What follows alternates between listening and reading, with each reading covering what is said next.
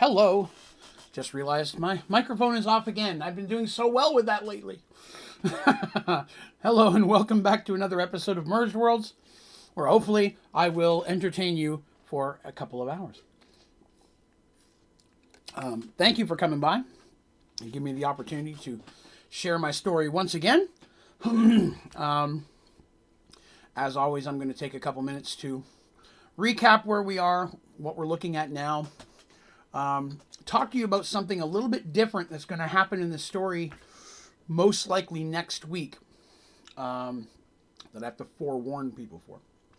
And then we're going to do something a little bit different that I haven't done in a long time. I'm going to talk to you spend a few minutes talking to you of a little bit behind the scenes of the Mergedworlds D&D side of things. I am saddened to report that there is a piece of the story that is gone. I cannot find it. I've been through everything. Every notebook I have, and there is a segment of the story, not a huge one, but an important small one, that I cannot find. So I know it. I'm going to be able to tell it, but I won't have some of the reading parts like I do most of the time now. And hello, Ashley. So it will be a little bit more of an overall overview part of the story, but it is important for some of the stuff that will be coming up next. So we're going to kind of have to address that. And that's the thing that I was saying earlier that is going to be a little bit different. I have told in the past that I sometimes would tailor when we were playing this Mergeworlds as an actual Dungeons & Dragons campaign, I would sometimes try to tailor special events to match holidays. You may remember that way back there was an adventure where Darsh and Mercy were heading to Oromon in disguise, and they end up getting into this town of a witch and a headless horseman. That was our Halloween-themed Dungeons & Dragons that we had that week, and I was able to work it into the story. I have another seasonal section of the story that happened in the middle of this adventure that I'm telling now, but technically happened before it. There was 1 week while we were playing that we paused this story and then went back in time a little bit and did a small story.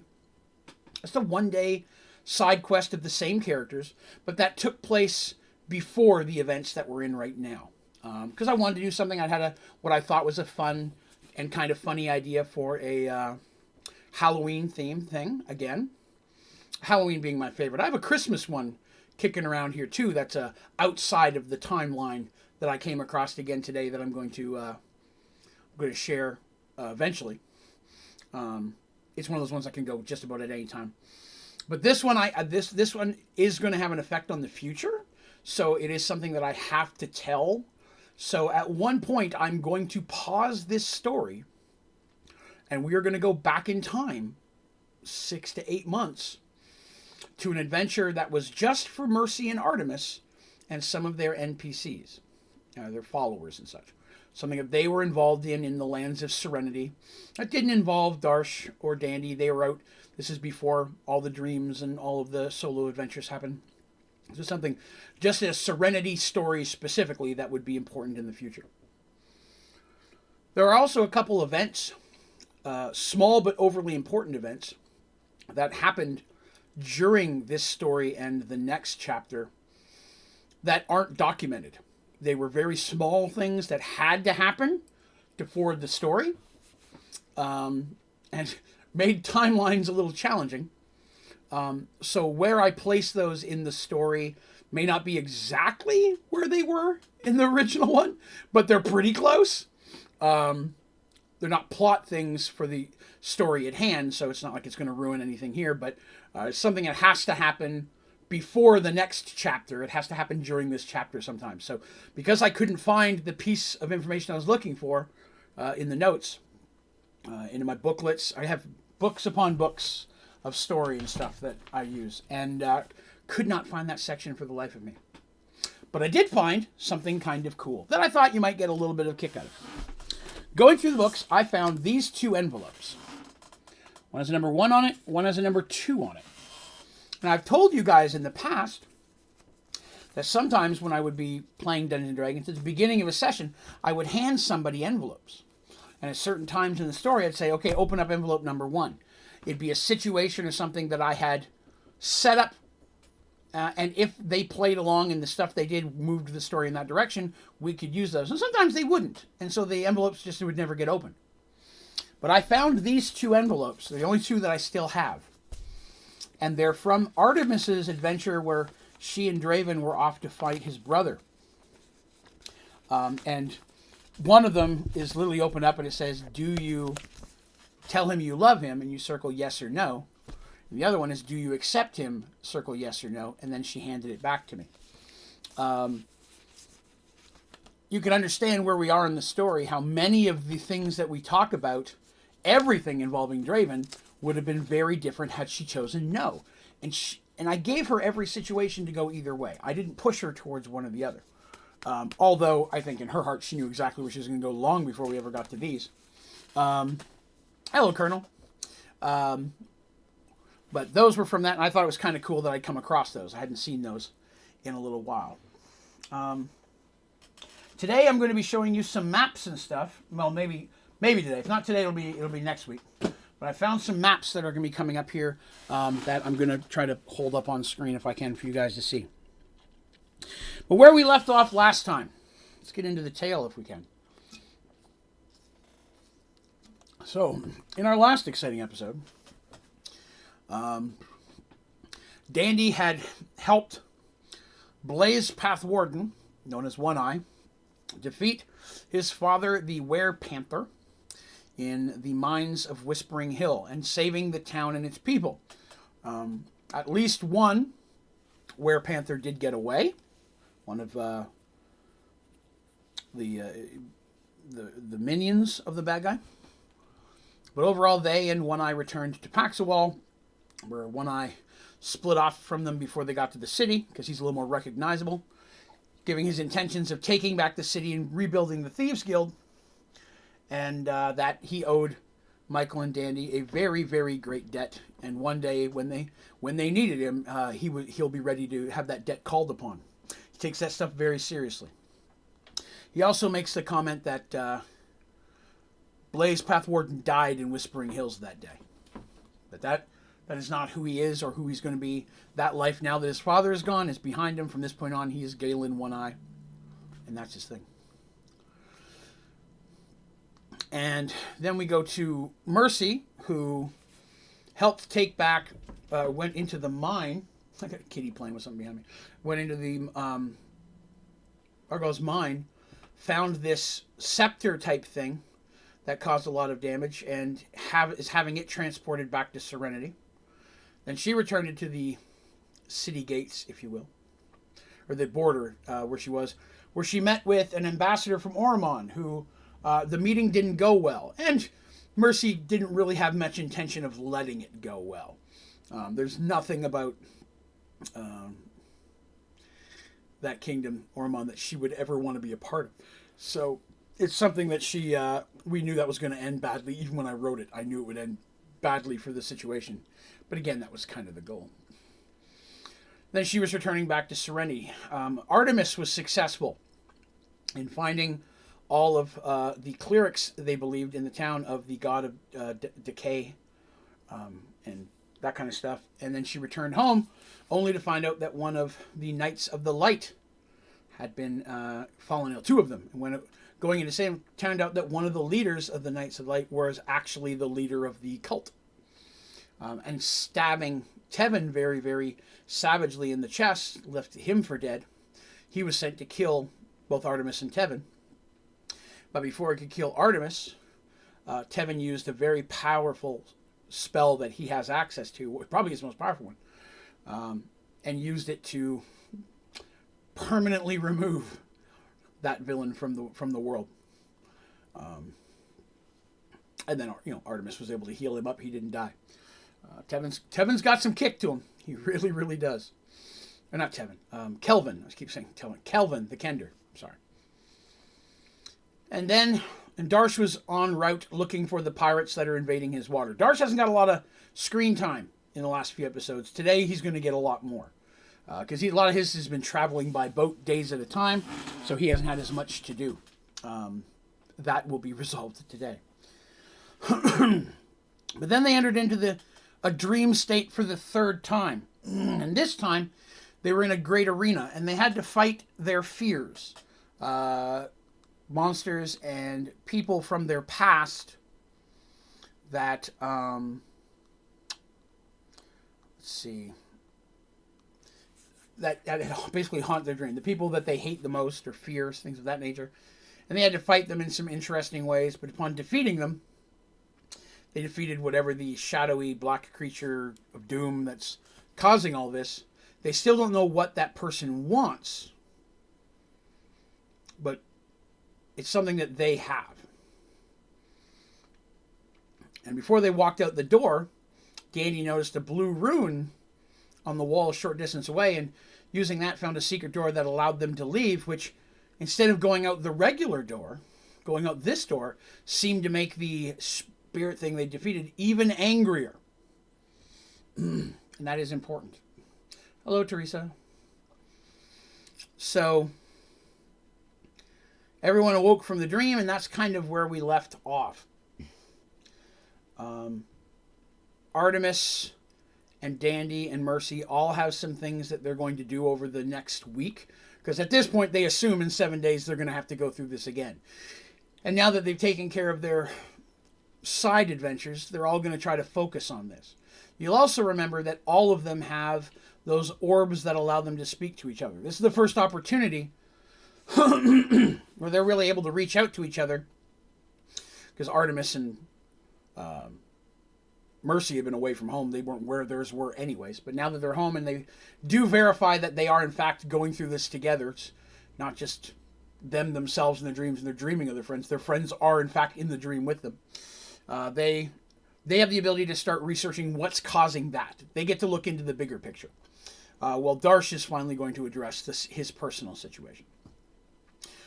So I'm going to start with the other ones and kind of say what they do over the next week, because Darsh's is going to take a bigger period of time today, and I want to be able to devote to that without messing through. But over the next week, there are some things that happen. So, they wake up. Artemis and Mercy, who were in the same room, if I remember correctly, being watched over, being prepared for this to happen. Dandy was in a room with Michael, waiting for it. Michael was watching for it, and then Darsh was watching for it. He had his Garrick, his cleric, and his friend Jordan there watching over him when they all went through that. So, upon waking, again, they're all very tired. It's like morning. You know, they're asleep 8 hours, but they wake up like they've not slept at all. So they're very, very tired, and even though they would love to sleep, coming right out of the dream, there's a bit of a paranoia there. I don't want to go back into that. It's not a fear, per se. It's just more of it's so uncomfortable, I don't want to deal with that again right now. That it's, even Dandy feels that, because it's not a fear, it's just it's an icky thing. It's kind of like if you stepped on a Lego, and you know that I have to walk it. If I walk across this room to get a drink, I'm going to step on a Lego again. You're like, I'm going to put off getting that drink I don't care how thirsty I am. I'm going to wait a little bit for my foot to stop hurting before I walk over there and try to get that drink again. Best example I could think of on the fly. And Darsh just got too much to go on to go back to bed. So, we move forward.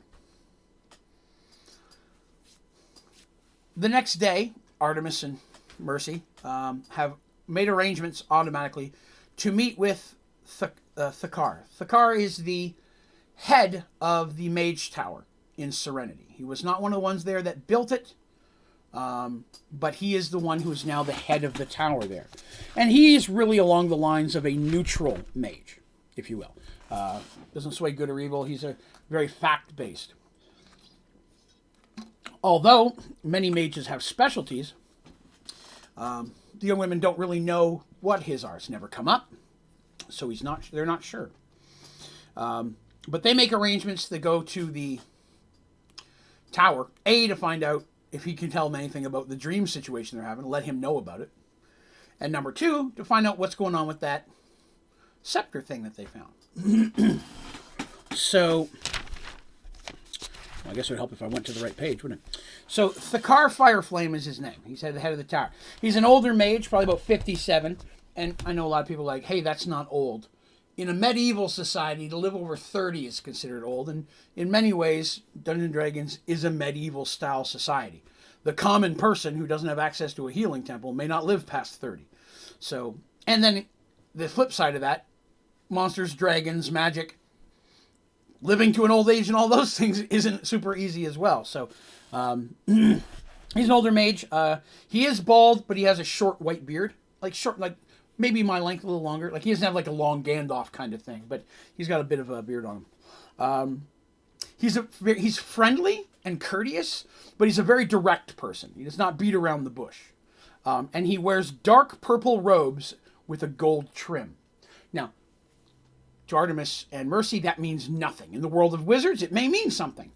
But a lot of times wizards don't really say what that is unless it's important. But he wears dark purple robes with gold trim. And you're going to see me mention robe colors. I have in the past, and I will do that again in the future, because in some situations, there may be links to some of that. And for the Easter egg hunters in Mergeworlds, there may be clues to other things if you can, robes being an example, armor being one, things, races. There are clues sometimes hidden in there that might lead to the future that are there for the characters, the players to find. Sometimes they did and sometimes they didn't. Until after the fact, and then they felt silly. But there's that. So they meet with the guy in his office. They go to the tower. They're taken up to his room. Of course, he's invites them into the office. There's refreshments there. They take whatever, water, wine, whatever they're thirsty for. And then he gives them the chance to go ahead and explain the dreams. And of course, he wants as much detail as possible. And this is the first time where they've really got to go through detail together. And that's pretty important because in each of these situations, they find that their dreams are identical. It's not like, well, in my dream, it was actually a this kind of thing there. You guys were there, but it was slightly different. The dreams have been identical between Mercy and Artemis at this point. They can't directly speak for Darsh or Dandy, but reaching out to them, they'll verify that here in the future. They spend a good hour or so going through all the detail, and then he asks a bunch of questions, has them retell some parts over again. When that's all done, he says that as odd and strange as that is, it does remind him of something. He goes, I don't want to say anything yet because I'll be honest, I'm not sure. But this sounds familiar to me. I would like to look into it if you allow me some time. And they're like, well, we got all the time in the world, but technically 6 more days from now it should happen again. He's like, I understand that. He's like, he goes, I will do my best to make as much haste as I possibly can. But it sounds familiar, but I don't know where. And I will definitely myself, and I'll have my apprentices, and we will look into that and find what we can. The Mage Tower is a part of Serenity now. They are a part of that society, and Serenity's future is the direct future of the Mage Towers themselves. And if you'll remember, Oromon hates wizards. The next thing they discuss, of course, is the scepter, which he has with him there. And it's wrapped up in like really thick leathers. And he says it's oddly, at times, when people will go to touch it, it will react in a way that they're afraid to, like not spark and such, but the flashing light thing that they saw before. And then sometimes it seems perfectly fine. No matter what spell they cast on it, they don't find anything magical. But they've also verified in no way is it some type of machine. There's no openings or links or anything to appear that there be some type of gears or something inside. It doesn't appear to be a gnome-made device. It's much too smooth and sleek for that. He goes, everything, and he's honest with it. He goes, I'll be honest, it stumped me. Everything in my experience tells me this is a magical item. This is a magic item or artifact, and probably powerful. He goes, and I can't find a single trace of magic in it until it starts reacting magically. And he goes, that kind of magic, he goes, I've never seen before, and concerns me because that means it's probably really, really powerful. If you wish, I will keep it here and we can continue to research on it. Although at this point, unless I can find something new, I don't think there's much we're going to be able to learn about it. We'll continue to research, of course, but there's not really any other things I could do to it. He goes, and to be honest, not knowing its faculties, and my fear is maybe it somehow could be bad or negative to magic users, I'm not really comfortable having it in the tower. Kind of surprised Mercy. She's like, really? He goes, I don't know what it could do. For all I know, some apprentice casts the lowest level of spell and suddenly triggers this thing to blow up my tower. He goes, I can't take that chance. Not knowing what it is, I don't feel safe having it here. I can't contain something without even the tiniest hint of what it can do. And Mercy's like, I have a place that I can keep it where it'll be away from people and there's not a lot of magic going on in the keep. So they're like, okay, that'll work. Mercy had built, when the kingdom was built, when the keep, if you will, which is basically a castle, she had a secret room built a short distance from where her personal quarters in a hallway. There's a secret door that you can open. There's a stairs inside that goes down into a decent-sized chamber underground. And in there is basically her vault. That's where she keeps things of wealth. That's where she keeps magic items and artifacts, things that she has. You know, like if she had a flying carpet, that's where she'd keep it on a daily basis, not just sitting in her bedroom. You know, there are thieves in the world. You just don't leave that stuff lying about. So anything, that's where a large amount of her money value and such, and gems and things that she has, and payments that come to Serenity. There's an actual vault too, but this is her special vault. It's her private vault. And she decides that's probably the best place to put it because only a very small handful of people even know the room exists. It was something she had made by the dwarves specifically that no one else in the group even knew was being made.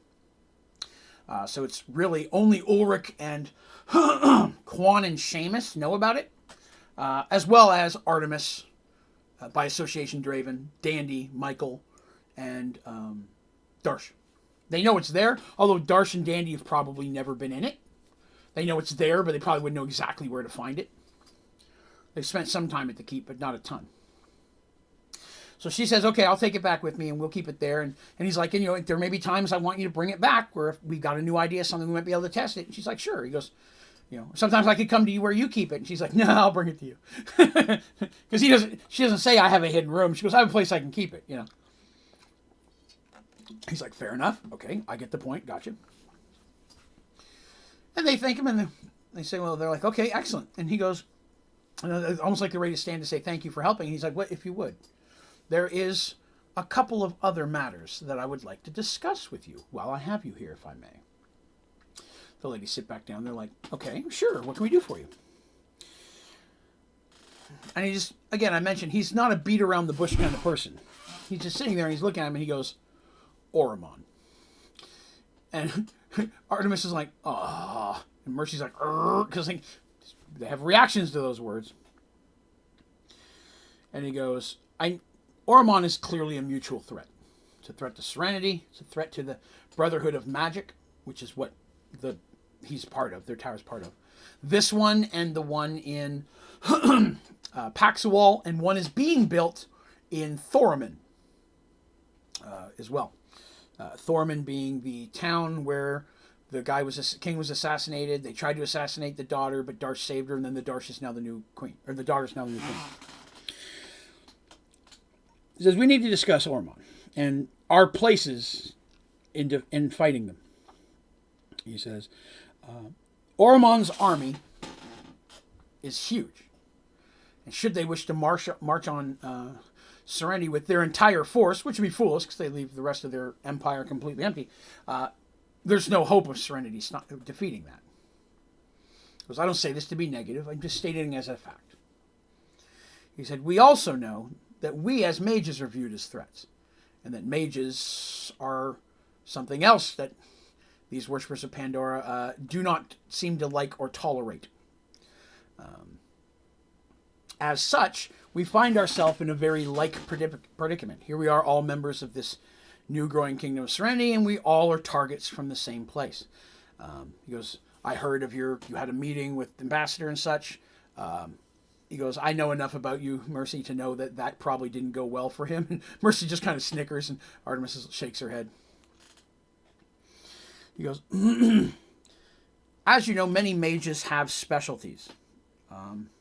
Tobias, who's been here before, the cars met him. He goes, I know Tobias. Tobias, and much like Lady Lamia, their profession was the making and study of magic items and artifacts. He goes, if one of them were here, I'd probably have a much better shape, better answers about your artifact. But I don't have anyone quite that knowledgeable here at this tower about that. We don't know where Tobias is. Gives a look to see if they want to answer. Like, He's like, okay. And no one's heard from Lamia since she left her position months and months ago.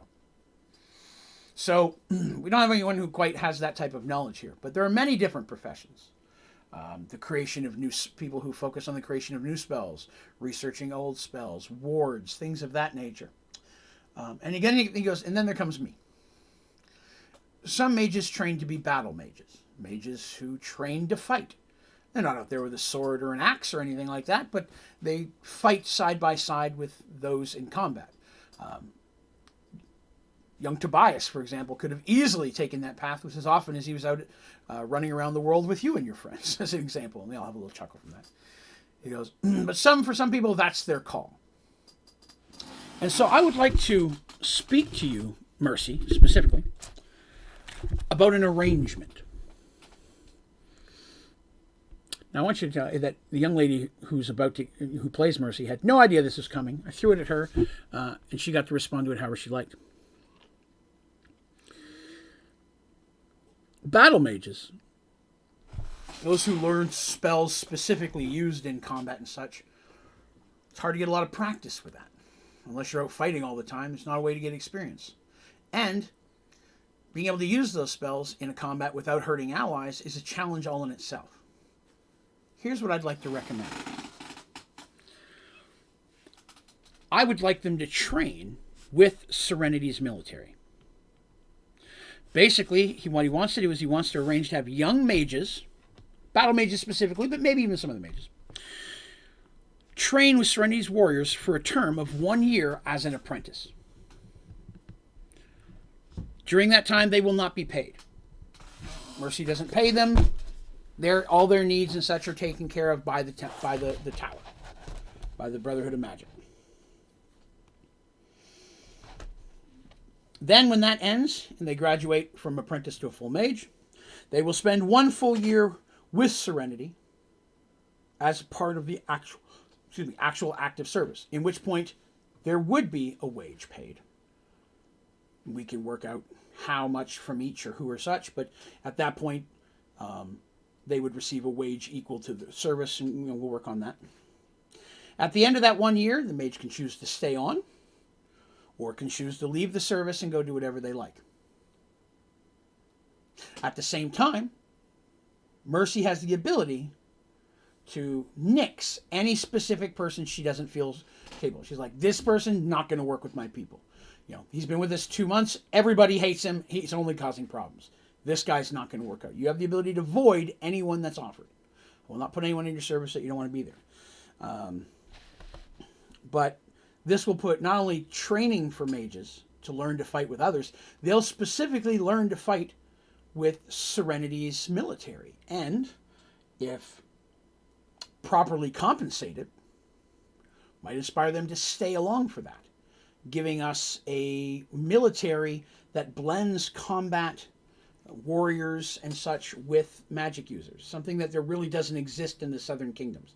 Even in Paxawal, where we had tried to do something like this previously, Paxawal's army and navy will have mages, sure, in there, but the army and navy has their own way of acting, their own way of thinking. They've been around for centuries at this point.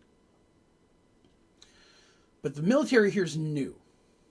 And a lot of the people that are coming into your ranks are people from different worlds who's bringing all their own their own experiences in, and you're making the best out of that. If we can get this off the ground early and train these people to work together as allies, I think that it would benefit everybody involved.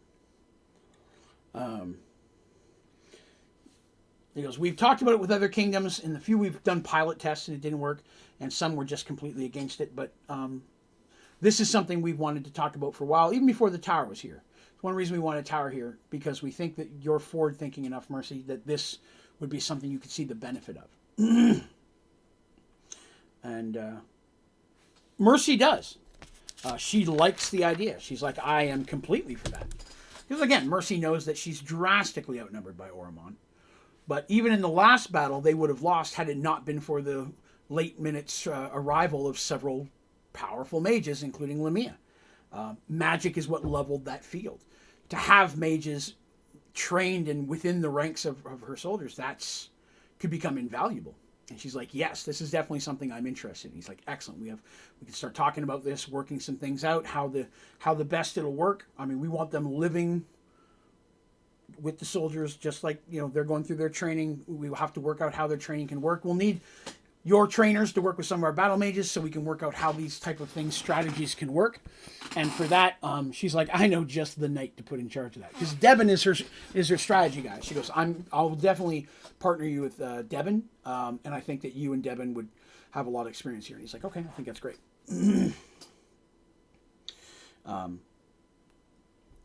Arriving at that agreement, he then turns to Artemis. He goes, and my lady, I have 2 things I'd like to speak to you about as well. And she's like, okay. He goes, while some have done so, there has been some hesitancy of my, what's what I'm looking for, of my, not group, clan, of my organization. We'll go with organization. I would like to ask on behalf of the tower for the mages to have permission to attend services and to worship at the temple. The god of magic is sacred to us, much like gods are sacred to most clerics. Again, there are no clerics of the god of mages. Technically, all mages are gods of magic, clerics. That's just kind of how that works. And some have expressed interest in doing so, but were unsure of whether or not that they could feel welcome or if that'd be something that would be acceptable. And Artemis is like, oh, of course, yes, anytime. Anytime anyone wants to go, they're welcome like any other citizen of Serenity, and they're citizens of Serenity. Any one of them is welcome to come and attend. And he's like, excellent. And he's like, I'm very glad to hear that.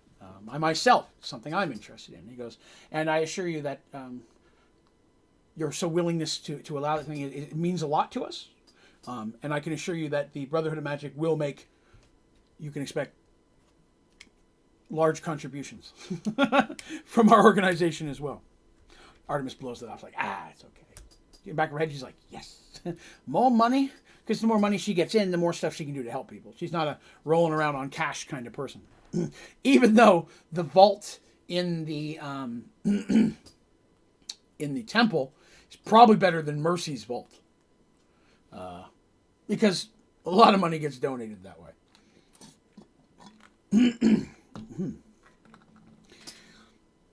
And then he gets really serious from it. And his demeanor immediately changes.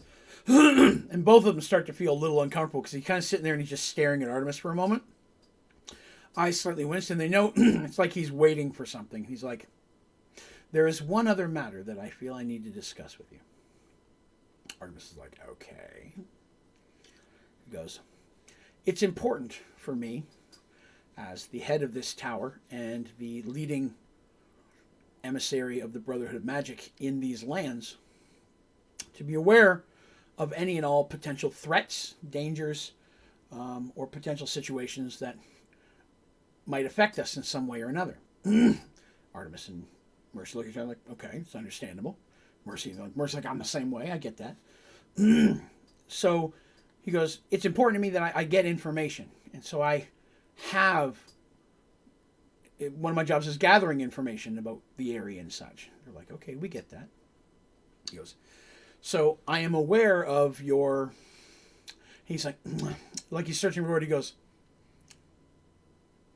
beloved. And that immediately Artemis is like, oh no. Because he goes, and a being of his type doesn't really exist anywhere else that we know of, and has quite a bit of power at his disposal. And the fact that you accept him and you know his position in your life speaks a millionfold towards his character and the fact that he's not viewed as any type of danger. That said, I would be remiss in my position and duties if I did not at least try to find out and get knowledge, with your permission and with his permission. I would like to meet him. I ask for nothing else but the chance to meet him, speak to him, and kind of get a feel for him myself. Artemis is like, I'll ask, because Artemis doesn't rule him, doesn't tell him what he can and cannot do, and she knows that Draven's nervous, not really nervous, but concerned. He doesn't want people to be afraid. I mean, he stays kind of out of the way here. You know what I mean? Most people know who he is and how that he exists. I mean, she has a son. Like, everybody kind of knows he's a part of the life, but no one quite knows exactly who he is, what he does, or what he's capable of, except for our heroes and their close NPC friends. And she's like, I will definitely speak to him and get his thoughts on it. He goes, that's all that I ask, and I appreciate that. And he said, so at this point the meeting ends, and he does say that he'll definitely research the scepter, but right now his more pressing concern is the dreams. And he goes, I have a path that I think that we're going to research here. He goes, I can't say it's going to come through, but he goes, I have a path. Thinking back in my memory, I came across something while researching this many years ago, and if I retrace that path, I may come across something about what you're in. So he goes, I will do my best to find something out as soon as I possibly can, which they appreciate. And they go back home to their individual homes because they got stuff to do. Artemis wants to check on Kelvin, make sure he's doing okay, check on the temple, check her kid, see if Draven's back yet. Remember, he's been gone for a while. He said he would be. Because now she's got to tell him about this, but she's also got to find out, tell him about all the other bad stuff that's been going on. With spells in wells and undead things and lucky nuts. Like, she's got a lot of stuff he's not going to be happy to hear, and she knows that. Like, he's not going to be mad about it, but he's sure as hell not going to be happy. She's got her job to do, and she can carry herself. And then Mercy needs to get back, and now she needs to gather with the knights that are there. Because now Seamus and Quan are back. The only one who's not there is Seth, who's still at the border. Everyone else is there, and she needs to go into detail about what's been going on, potential threat from the dream things, and what needs to be done. For the rest of that day is her meeting with her knights and such, and Artemis kind of being at home, taking a day to rest before she gets right back into her duties. Miasha is already back in the work, and Kelvin's already up and around, although a little bit slower. He's got some tomatoes he's growing. He was very concerned. He was already gone for a couple of weeks, and he's very worried about the fate of his tomatoes. The previous excitement in his life almost forgotten with the dire threat of aphids. So that's one of his things. That same day, Dandy and Michael are in Paxawal. And they have they have a couple places on their list they want to go. Number one, they're going to go check with Weber. Weber is if you'll remember, older dwarf gentleman who's kind of the hookup for hunters in this area. Hunters of the undead and supernatural, if you will. Weber is the guy who you go to get materials, holy water, potions. It's also a great source of information on the occult. Not only is he knowledgeable, but since all the hunters come through there, it's easy for messages and information to get passed from one to the other. Because while there's no real organization for hunters, many of them know of each other and at times will band together to take on undead threats. There's times where Dandy and Michael have teamed up with others. And because of their success, Dandy and Michael are a little bit even more so well-known and have been sought out by others who have discovered maybe they're a little in over their heads or there's a threat that needs multiple people. So they go speak with Weber first. Because they haven't seen him in a while and they're worried about him. They go in, as normal. First thing they do, wash their hands. Then they come in the door and they chat. Weber's happy to see them. He said he'd heard he heard the rumors about the Thief Guild war thing going on, but none of it really spilled over to him or any of the hunter stuff.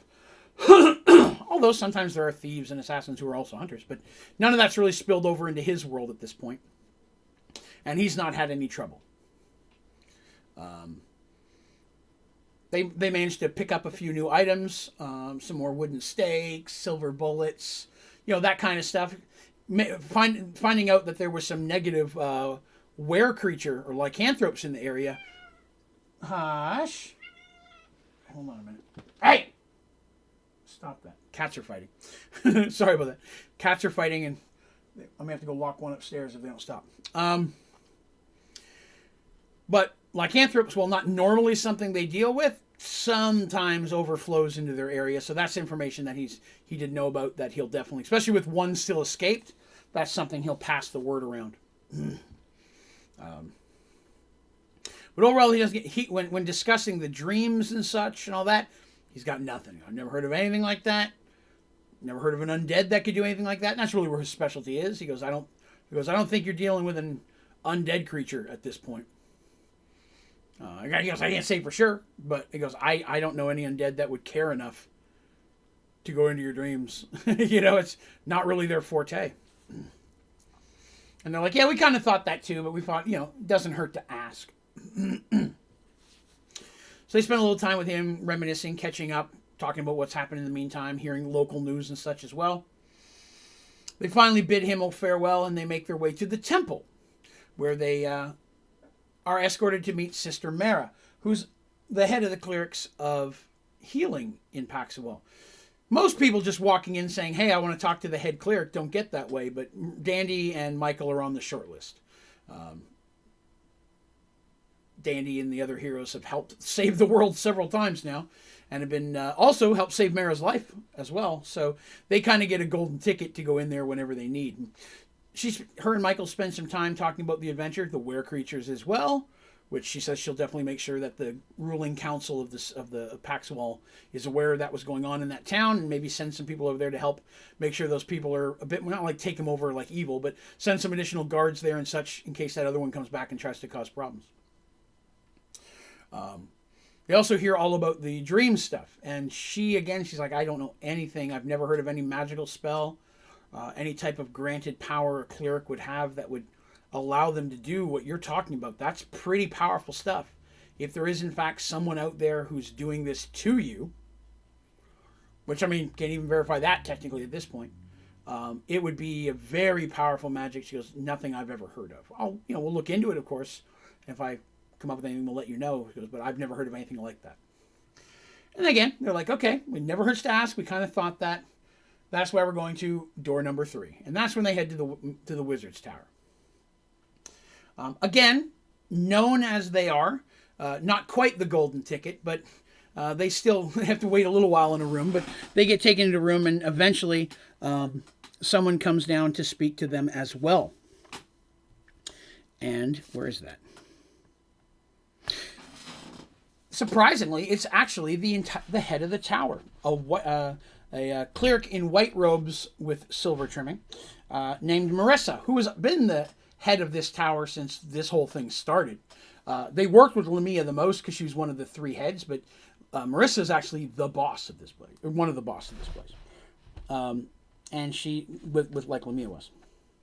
And she hears the story, and she's like, hearing about it and going over the thing, and she's taking notes and such. And she's like, okay, again, I don't know anything of that nature off the top of my head, but I could see a magical spell or some type of magic item might do that. I will also look into that for you. It may take a few days. And she's like, that's okay. Everybody's looking into it for us, and it's all going to take a few days. She goes, so we're going to be hanging out at so-and-so inn, but we plan on being here for at least a couple of days before we head out. It's like, okay, we'll do our best to get something back to you. They then go to their last stop of the day, the docks. Because, sure enough, who happens to be sitting there? The Miss Dandelion, her ship. It was supposed to be. Sorry, thirsty. Word had been sent ahead. And Lyman was there. He'd been there actually for a while now. She'd left word when they came through Paxwell the first time that should someone come through, or that ship come through, leave a message, let them know that we're coming back by and to wait on us. Lyman is there with the crew. She doesn't know most of the crew. The crew swaps out quite often. Lyman's the only regular. But Lion is basically her first mate. He's really the captain of the ship. He refers to her as captain when she's there, but he's really the one that runs the ship. He's the one that keeps the crew running and such. Dandy's overwhelmingly large amount of money keeps them more than financed to do what they need to do. And they will very often help escort hunters and things from one city to the next and go by Darshtopia and check on that and such. But sure enough, Lyman's there, and she says, hey, we're giving these guys 2 days, but after that, I want to go to Kronear. And he's like, really? That's one port we never really go to. And she's like, yeah, I think that, Mercy and Artemis have each other. I think it's best we get to Darsh. I think we should find Darsh. I think he might need my protection. Lyman's like, okay, I will have us ready to sail in 2 days. She's like, excellent. I'll be staying at this inn. Send me a message if you need anything.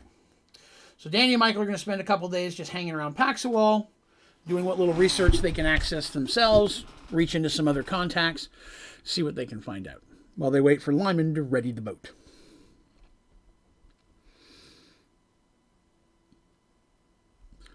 We're skipping over Darsh a little bit. So some of the stuff that we're going ahead a couple of these guys, we haven't Darsh yet. Once we get to Darsh, we're going to be on Darsh for a little while. That's why. But the next part's a little more important. That evening of that first night,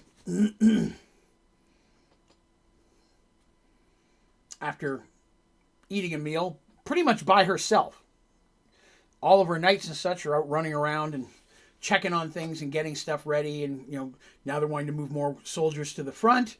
They want a little bit more defenses here.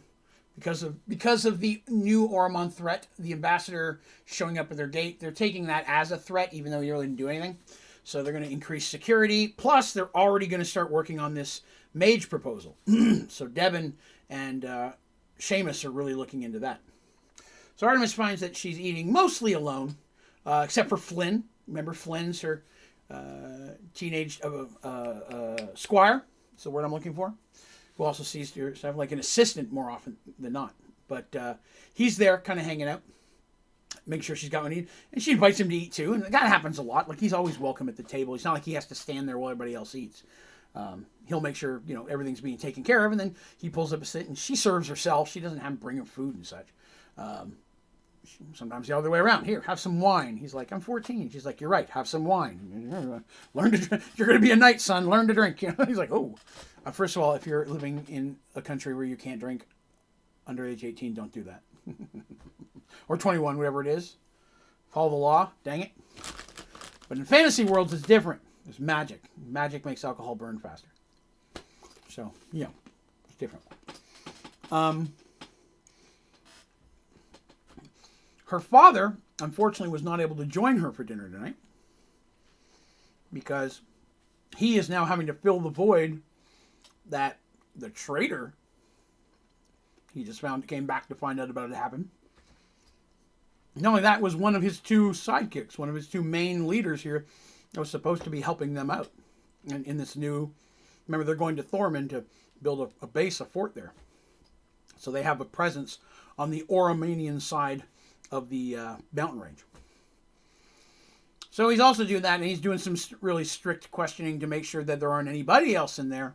And Weston the Paladin had volunteered to assist in this matter. And literally him and Weston are chilling there, and they're talking to each person one by one, just to be on the safe side. So there's that. So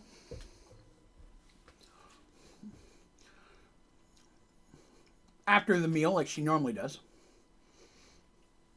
as she's finishing up, Flynn's gathering up some dishes. It's just the 2. It's a big hall. It's a huge hall. There could be tons of people. It's just the 2 of them eating, and sometimes a chef, somebody brings in food, another servant or something.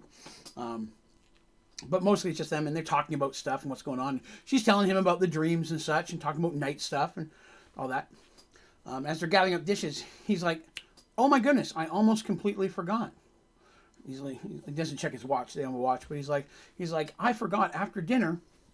I was supposed to ask you to go to the northwestern balcony. One of the balconies, like northwestern balcony, because there's something that it looks like they're with the mage tower that looks a little odd at night, and I've been asked to send you there.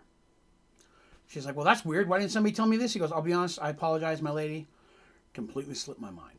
We would have told you before dinner. But supposedly it only happens after dark, so sending you earlier wouldn't have helped.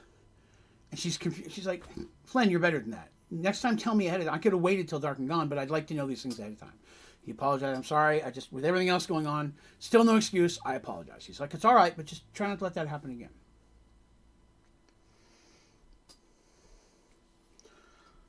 So she gets up to this balcony. And she gets out there and she goes out and she's looking at the tower. And it's the sun. The sun's just about set at this point. She's watching to see what this is. And Flynn, the only information she gives is it doesn't know if it's something magical about the tower or something with it happening around the tower. But supposedly there's people who have seen some things around the tower. And they're sitting there and she's just kind of sitting there watching, waiting for it to happen.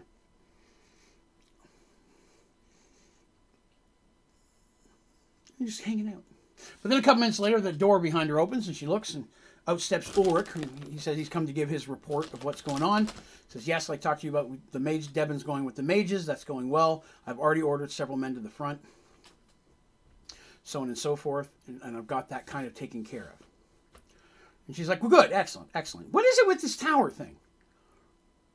Oh, he goes, oh, you haven't heard about that? Yeah, supposedly some type of thing happens around the tower at night and it's weird and it looks cool. He goes, I haven't bothered to look at it.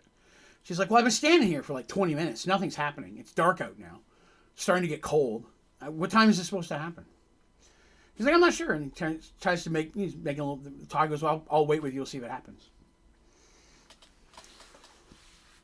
So they get to chat and they get to talk about other stuff, of course. This is the war, about the dreams. And he says, I have to be honest with you. The dreams are concerning to me. The fact that something out there can literally pluck you out of consciousness into a sleep and then attack you in your dreams, you've all survived. But what happens if you didn't in the dream, you know? We know that in the sands, if you die, you're dead forever. What about in the dream? You know? What is with that? Like, what would happen then? She's like, well, that's what we're trying to find out. He goes, it's affecting all of them, but I mean, all of you and your friends. He goes, but I'll be honest, it troubles me more that it's you. I mean, you're the head of this country. You're also our responsibility to protect. And she's like, I told you, you're supposed to protect Serenity. You're not just protecting me. And he's like, well, I have to speak plainly if I could. And she's like, yeah, of course, go ahead. He's like, my lady, you know how I feel about you. What my feelings are. Now, Mercy, you remember, is not comfortable in these situations. And so she's found the easiest way to get comfortable is to embarrass him. She goes, oh, I remember. You were quite vocal about it this afternoon. And he's like, not where I was going with that. But, yes. I fear for you. You know that, how much you mean to me. And I worry about you being gone, being taken in this manner, and there not being anything we can do to stop it. And especially since I don't get to be there to help. Hey, Kenneth. Because this isn't something that I, right now, have the ability to protect you from. He goes, but the things here in this world, Oromon, the threats of them, the elites, all the magical stuff that comes your way, dark elves, everything else that we've run into, those are the things I can help you with. And she's like, yeah, you're important to me too. You without you, none of this would work. He goes, oh, hello, Colonel. Oh, amazing pops in. Hello, Colonel. Everybody popping in. He goes, well,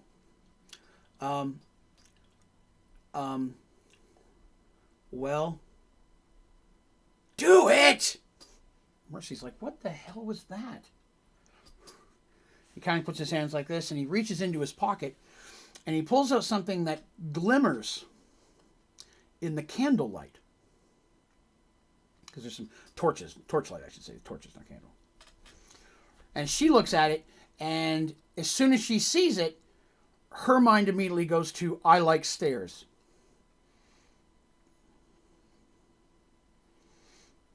And the young man kneels down in front of her. And holding the ring in his hand, says, and while I may not be able to follow you in this battle, I swear to be by your side and protect you in this world and the next. Would you marry me? It was actually a little bit better than that when I originally wrote it, but I couldn't find the note. But basically, that's what happened on the balcony. And she stops for a minute and she thinks about it, and she can't decide whether she wants to kiss him or hit him. That's what she told me, the young lady playing it. She goes, I'm torn between kissing him and hitting him. I'm like, oh, I hadn't expected that. Okay, well, which one are you going to go? It goes, either way, I'm going to say yes, but I still haven't decided if I want to kiss him or hit him. But she says yes, and he stands up and he puts the ring on her finger, which works. It fits. Magic. And she has a smile, he has a smile, and then all the giggling and clapping happens. And she turns back towards the door, and Artemis's head is sticking out. Flynn's head is sticking out. A whole bunch of all the little goobers are going to be there. All the little people that would like that. Her father is sitting there watching, because Ulrich had asked him for permission first, which is why he excused himself tonight. He and Weston had been done for hours. And Artemis is standing there holding in her hand a glowing glass ball. And two other friends of hers from very, very far away were watching as well. In fact, it was a young Kender that yelled, "Do it!" But it's at this moment that, they all come in and applaud. There's clapping and congratulations and such. As Mercy and Ulrich are now to be wed. Now, I'm sure you understand, that's not going to happen tomorrow. As much as they'd like it to be a small affair, they know it can't be, right? It just can't be. It's going to have to be a big affair. She's the leader of this kingdom, and she has to do it not for her. She's going to have to do it for the people, right? Like, they're going to want to see something like that. And she's already dreading that, but she's also kind of likes the idea of the whole package. But it's one of those things that she was thrown about. And yes, there was a lot of time over the next while where the two young ladies actually got to plan the wedding and what they wanted and such. That I don't remember a lot of the details. That was stuff they all worked out more for themselves. I just came in afterward and said, okay, all the stuff you wanted is done. Now we'll work into the actual ceremony kind of thing.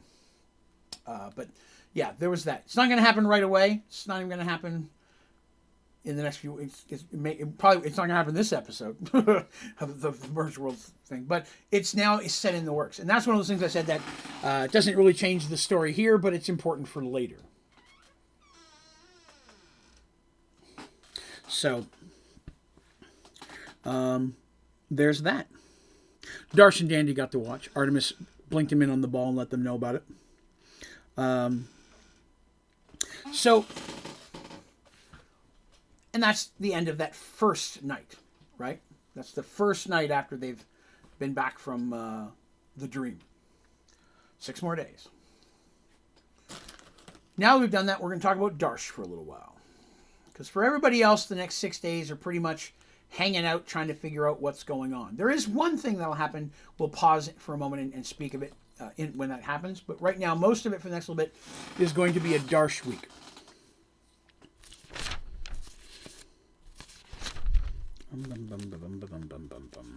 Boop. It is the next day that the Chimera zipping through the water. Darsh hanging out in his quarters, talking with Gadget, the navigator, trying to figure out what's going on and where else they need to go. When there are shouts from on deck of a ship sighted, Darsh quickly runs to the deck. It's not that far. It's the door and then he's there. And sure enough, one of these pirate-type ships they believe has been sighted. It's in the distance, but as soon as the sight of them came in view, the other ship appeared to turn and try to race away and race south. Why that's important is because the south is the great wide ocean. There's nothing there. It would take months and months to try to cross the Central Sea. So not a lot out there. Not the direction you normally think to run. The ship originally had been heading towards the direction of Darstopia, but as soon as these guys were here, they said, Gadget? Oh, Gadget gets confused a lot. I mean, navigation-wise, he's pretty smart. No. So, the ship takes off in full force. Now, this ship has quite a head start on them. But everyone is reaching into battle stations and preparing themselves. The Chimera has almost twice the crew the Morgenstern does. It's a very large ship. And not only that, it has an interesting feature about it. And while they're definitely faster than that other ship, it's still quite a distance away. And Gadget's like, can we use it? Darsh is like, I mean, we really have, come on, this is the perfect time. Can we use it? Standing next to Gadget is Garrig, who's their cleric, and their sea mage, whose name I seem to have forgotten. I haven't tried to find that today. But Darsh has a sea mage that lives on the ship as well. All of his ships have a sea mage, or a smage as we like to call them. A mage specifically trained to live on water and oceans. That's what to live on boats and such. And Darsh is like, looks at Dorm sitting there, and Darsh nods, and Dorm goes, all right, go ahead, Danny. Starts yelling, release the Phoenix. And that's what they named it. I didn't name this. They named it the Phoenix. So basically at the front of the ship is a large, for those of you who aren't familiar with these, I'm going to describe it. Basically, it's like a giant crossbow attached to the desk. It's a ballista. It shoots giant spear-like arrows. But there's a very special arrow that sits at the front of the ship tied down with a very heavy chain linking it to the front of the ship. This is something that the Sea Mage and Gadget had designed with the young lady who plays Darsh, her idea as well. But basically in this situation, they load this special arrow and they fire it up in front of them. Not aiming for the ship. It's way too far away. But firing it up,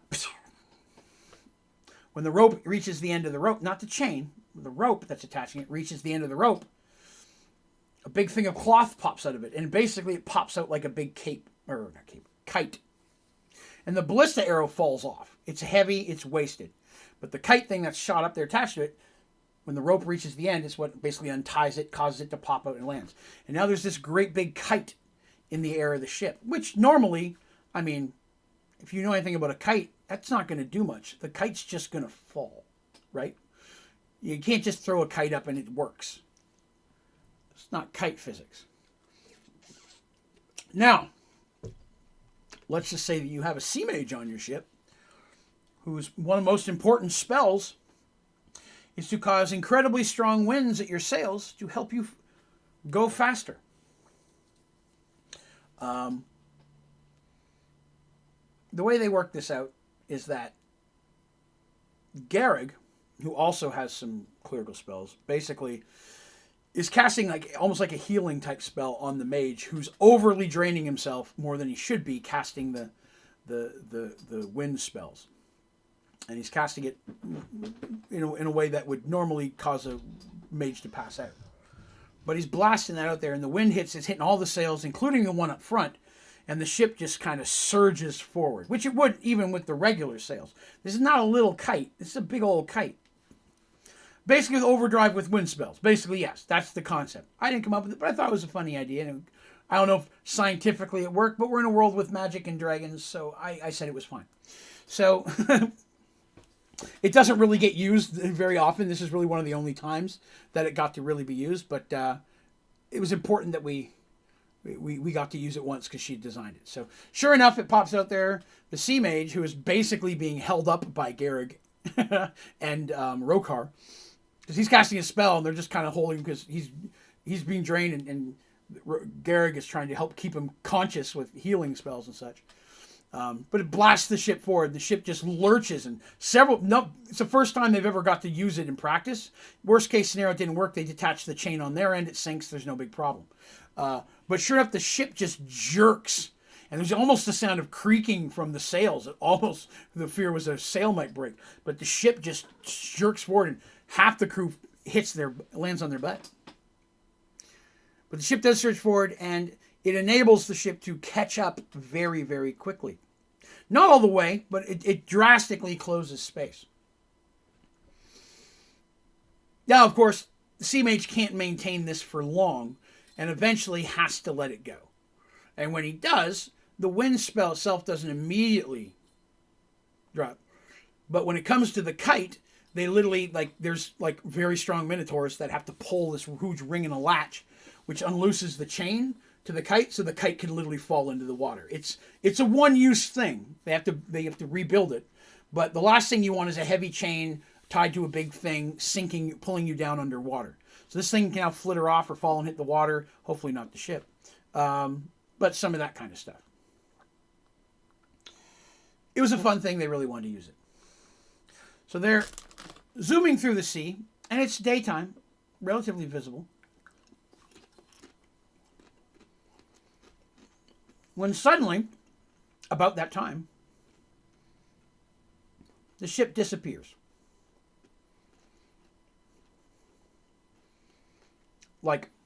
Gone. And everyone's kind of shocked.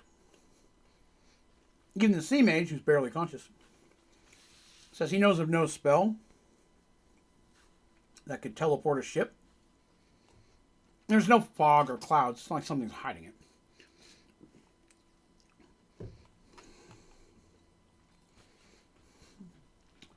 Their ship continues towards that area. It takes still a little bit to get there. It was still in the distance. When all of a sudden, Nathalion yells from the bird's nest, "All stop," loudly and in a hurry. Most crewmen don't have the authority to do that, but Nathalion yells, "All stop." Durham just immediately is like, "All stop." Dart's like, "All stop." Nathalion is their lookout. Very, very good eyes. Anchors are dropped. This is not easy when you just had a big gust of wind. Sea Mage is now going to use the last little bit of his strength to try to negate what last little bit of remaining spell is there. Gadget's still excited that it worked. He's going, "It worked. It worked." He's jumping up and down. But the ship literally comes to a stop. Not immediately. There's no brakes. But they manage to literally go minotaurs at the bottom, throw out oars, and are trying to opposite. It's a whole thing. Nathalion comes down from the nest. And Darsh is looking in the water. He doesn't see anything. There's no rocks. Nothing that would imply that there's a reef. Something like that. Those are the things you'd worry about. Even in deep water, sometimes that stuff can happen. A shallow part, an underwater island, something like that. But Nathalion has very good eyes, and he's an overwhelmingly trusted member of the crew, what being a member of the elven royal family of Santrial. They stop, and Darsh is like, "What? What are we looking at?" And Nathalion goes, "Nothing. That's the whole problem." Darsh's like, "I don't understand." He goes, "Look at the water." And Darsh stares at it for a couple minutes. They all are, and then it finally hits Darsh. The water's not moving. At one point ahead of them, the water literally is sitting completely still. Almost like a painting. But lifelike, overwhelmingly lifelike. It's not a painting. This isn't a Acme thing from Looney Tunes. There's no painting here. But literally, it's like they're looking at a stopped piece of time in front of them. And Darsh is like, "Well then, that's different." They look at it for a bit. Sea Mage is too weak to cast any spells right now. He's quaffing some healing potions and such that he has to try to reinvigorate himself to be on the safe side. It's going to take him a little bit to get back up. At least 15, 20 minutes. Garrig tries casting a detect magic spell. And when he does, in front of them, the air kind of has like a sheen. Almost like you'd picture a curtain in the wind. You know what I mean? And then it stops.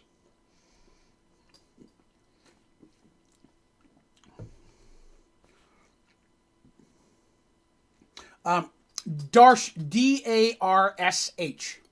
Darsh. Mm-hmm. Darsh has some of the best one-liners in the whole. There's a one-liner that I read today I forgot existed.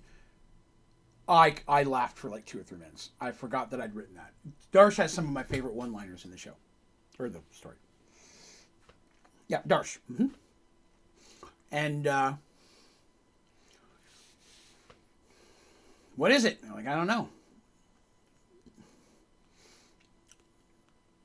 Darsh says, Rokar. Rokar steps up, sees the second mate. He goes, little rowboat. Go find out what that is. It's his cousin. He's like, aye, Captain. He goes over and, sure enough, a group of humans and minotaurs lower a boat. And they climb down and they start rowing forward. It's not like they're being sacrificed. It's a sign of trust. We trust you to go in there and figure out what this is. So they're going in slowly, and Rokar's, these are big rowboats, not a little rowboat. It's a big boat. Obviously, it's a bunch of minotaurs in it, right? Thank you, Wolf, for the sub. I appreciate that. So, Rokar, as they're going in very slowly, has a long oar in front of him. He's going to poke it. Because that's never ended badly for these people.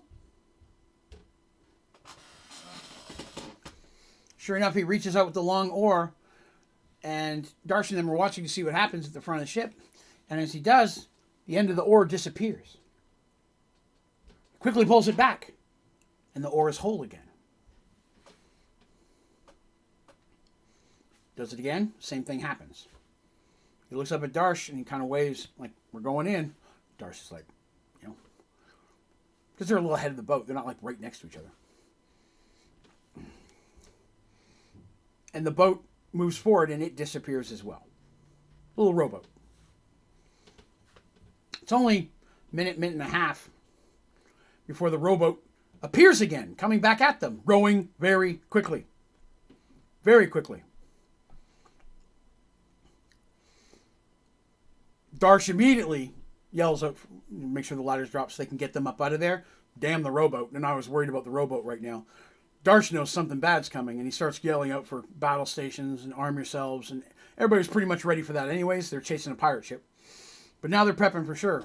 Rokar and the other immediately are rushing up the ladder to get up there. He says there's a whole island in there, and some ships, and they've got crews.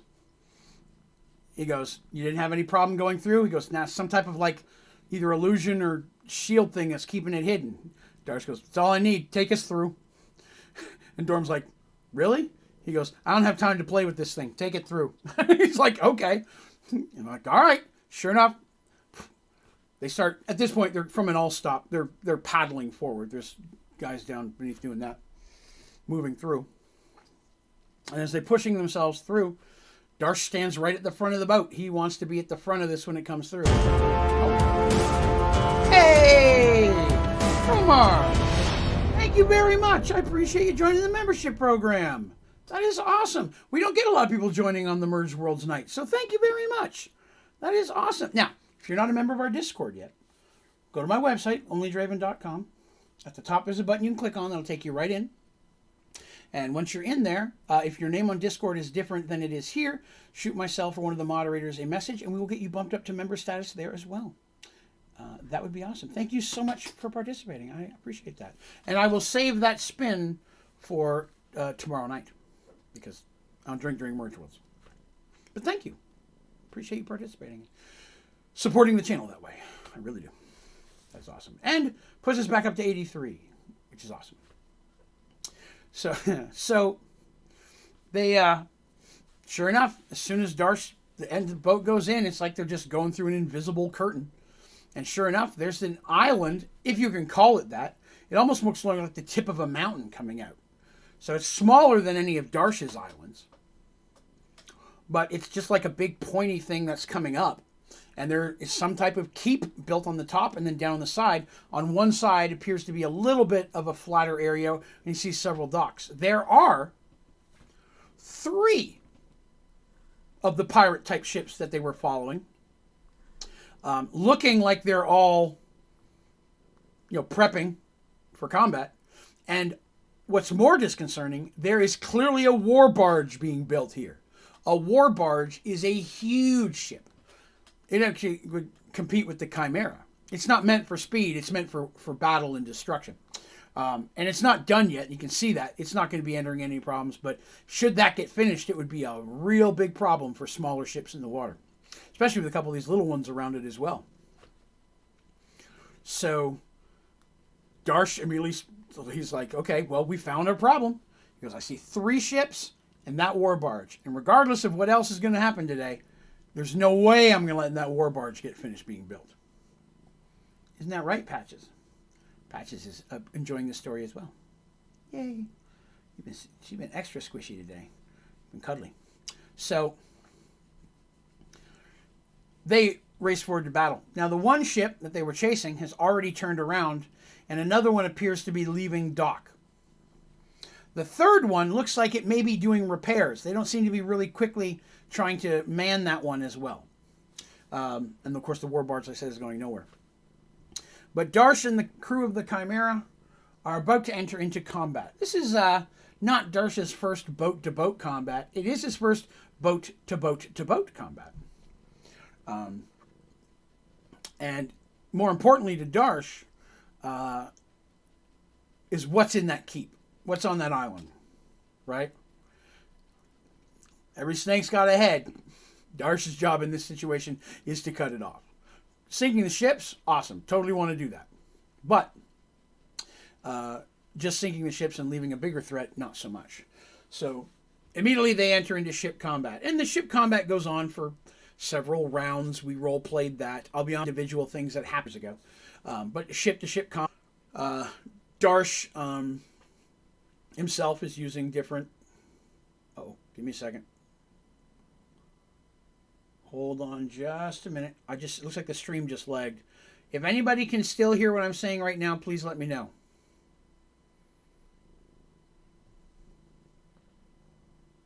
That's on YouTube's side. Everything else is working fine on my computer. But YouTube looks to have frozen. Hold on, Patches. I love you, baby. I know there's a delay, so I'm giving it a moment. Darsh's...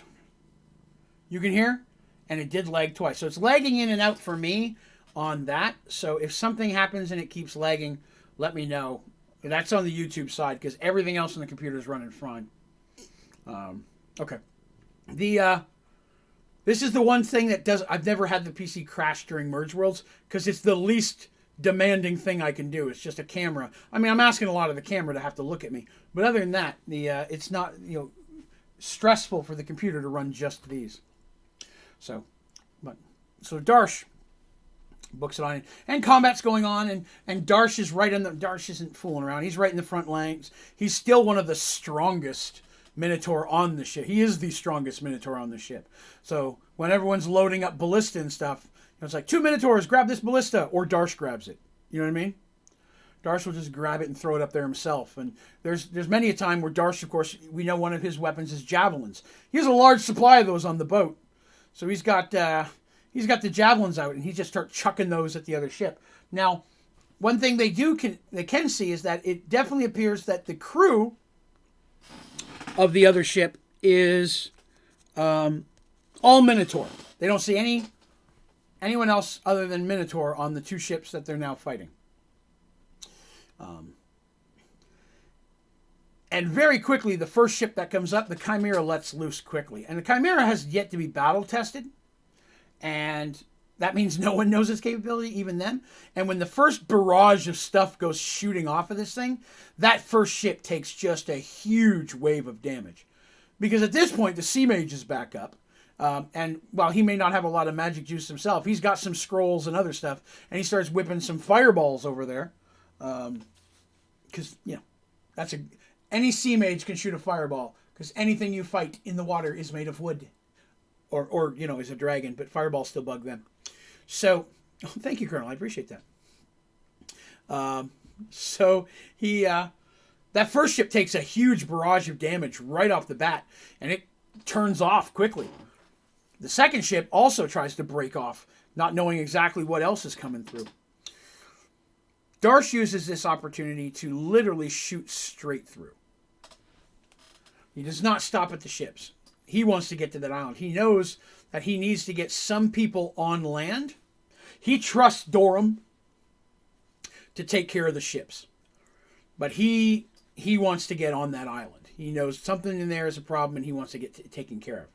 And there are a couple of little spells that come from the other ships as well. They seem to be less damaging, if you will. And they appear to be coming from Minotaur. There are not a lot of Minotaur mages out there. So the assumption is that it's some type of Minotaur cleric. Of what? We don't know. But Garrick's like, they're not one of mine, because Garrick is a cleric of the god of war. Because he likes that stuff. Minotaur is big on the god of war. Sure enough, Darsh's ship comes right up to the dock and doesn't even come to a full stop. As it's coming up to the dock, it's already spinning around. Darsh and multiple members of his crew that he trusts, including young Jorn. Did Jorn come to this one? No, I apologize. Jorn does not come with him. Rokar comes with him. So he leaves Dorum and most of the named crew on the ship. But as they're coming around, literally they just cut wires and the rowboats land and they start rowing out of the way of the Chimera. And two ships of about 20, him and 20 of his crew, go booking it towards the docks. Now, as soon as they get to the docks, of course, they're having to climb up. There's automatically combat. There's people on the docks. They're chopping down on them. It's not easy to get up there. But the other arrows, because they got bow and arrow, other stuff coming from the Chimeras help pushing some of them that back as they're passing around. Darsh and them are able to get Darsh is the first one up top. Darsh not playing around. Darsh is the first one up the ladder, and as the other Minotaur and humans come rushing into him, they're like, their thought is, I'm sure, hey, if we can, let's get this first one off, because they probably don't know him by name right off the top. What they don't expect is that Darsh has boots. You remember Darsh's boots. They can only be used every so often, but they give him a surge of speed, allowing him to charge in almost like a little mini flash. A short distance. Unexpectedly, Darsh, who's over there, is now Darsh right here and still coming at full speed. And Darsh just literally barrels into people. Right? Barrels in. He's got his sword out and his shield. He's just crushing people and starts slashing. And people start falling back, not knowing what's going on. And a lot of the humans are taking this opportunity to jump off the docks into the water. At first thought, you would think that humans just aren't as courageous as Minotaurs. Minotaurs, they'd rather die than run away. Darsh doesn't. The young lady who plays Darsh asked me a very important question at this moment. And it was such a good question. I was so proud of her. She said, what are they wearing? So they have swords, and then they're wearing tattered pants and shirts. She goes, any armor? I'm like, no. Do they have any shields? No. She's like, these people are not here by choice. And at that point, Darsh yells out, and they start trying to not hurt the humans if they can help. Because clearly the humans are not here by choice. That doesn't mean that they're still not a threat. They're still charging in, being forced to fight. So, Darsh does the only thing Darsh can do. He thwops them really good with the shield and knocks them off the dock. This won't kill you. Hopefully it won't knock you unconscious so you don't drown, but thunk. And he starts shield bashing people out of the way. Now, the rest of his crew's up there, and they've got crossbows, so they're firing it back out. Crossbows are coming at them, and Darsh and them have their shield up. But they're fighting through the combat. And Darsh does one of my favorite moves that Darsh does. It's an ability we created called shielding. So there's two different abilities with shielding. It's a homebrew ability. But using your ability as a weapon, which anybody can do, but in a very special way, or the ability to throw your shield. Now, what your shield can do when thrown Depends on what type of shield you have. You have a big tower body shield, I don't care how you throw it, it's not going to do anything. It may hit somebody and cause a little bit of damage. But Darsh, because of this specifically, carries a square shield. He does not have a rectangular one. And it's metal tipped. And he literally just takes it up and he just whips it. Now, his goal here is not to hit anybody, but they see him with the wind-up, and people start diving out of the way. Here's this big Minotaur shield being whipped down the middle. He's no Captain America. It's not bouncing it around. He's not using a target. It's nothing like that. It's a wild melee toss. He still has a negative to do it, but he does way more damage because he gets to put his strength in. So he whips that down, and people are running out of the way, and at that point, Darsh and his crew surge forward. And again, knocking humans into the water, stabbing Minotaurs, and then knocking them into the water. And they manage to surge up the docks onto land. At this point, there's less humans. There are a lot of humans they can see, but most of them appear to be chained to the barge. Probably were being forced to build it. There are very few humans just walking around all, fancy dandy. It's mostly Minotaurs. And that's when they get into combat, because then there are several Minotaur clerics that attack. Darsh knows most of the gods worshipped. Well, he knows all the gods. He knows the ones that are primarily worshipped. But he also knows a cleric of Pandora when he sees one. Pandora, the goddess of lies and deceit, a thorn in his side since the early days of Mergeworld. And historically members of, do you remember the group? The Black Horn. The group that rose up with Oromon to try to take on and capture the original, the regular, the Emperor, the original Emperor. Douchebags, basically, these guys are. Darsh sees them, and that's his new target. Because he sees, he's like, all of these guys working with them, all these other mentors, also jerkbags. Obviously, they need to go, and his crew is helping him with that. But clerics of Pandora, there's no saving them. They've already given away everything about them that makes them a Minotaur in his mind. There is no honor in serving someone who worships lies and deceit. That is not how a Minotaur fights. It is not honorable combat. And by God, he's not going to stand for it. So Darsh, along with Rokar at his side, charges directly at 3 clerics he sees. And the clerics begin casting spells, and Darsh takes some damage. Do you stop to block any of the spells or try to defend it? It's like, no, I just run through them. I'm like, really? He's like, I'll take the damage. Darsh knows how strong he is. He knows how tough he is. Rokar has to be a little bit more careful, but Darsh, he feels the flame or electricity, whatever was cast at him at the time, and he feels it hurting, but he just barrels through. He takes the damage. Now, he runs the risk that if enough damage is done, it could knock him unconscious. That's a D&D rule that we play with. If whatever damage is dealt to you deals 51% or more of your total life points in a single hit, you're taking so much damage, the pain is so strong, you can pass out from shock. House rule, one of my house rules, it's how it works. For both good and bad guys. If you can deal 51%, more than half of that person's life points in a single hit, not sword, a single hit, that person literally has a chance of passing out. You still get a system shock roll, which is a 2nd edition thing. I'm not sure how I'll do that in 5th now. But that's a gamble. So Darsh ran that risk. He did not take quite that much damage. His armor class is low. So he comes right in, and without a whole lot, he just comes in and because he's got his sword, he has no axe, or his shield's gone now, right? So he pulls out another sword, because he dual wields half the time anyways. So he's coming in there, and he's just a Cuisinart at that point. Just slicing and a dicing. Rokar comes on and takes on another one of the clerics, and it doesn't take but a couple of hits to take them out. Well, thank you. I appreciate the comment. Yeah, it's a house rule that I came up with a very long time ago.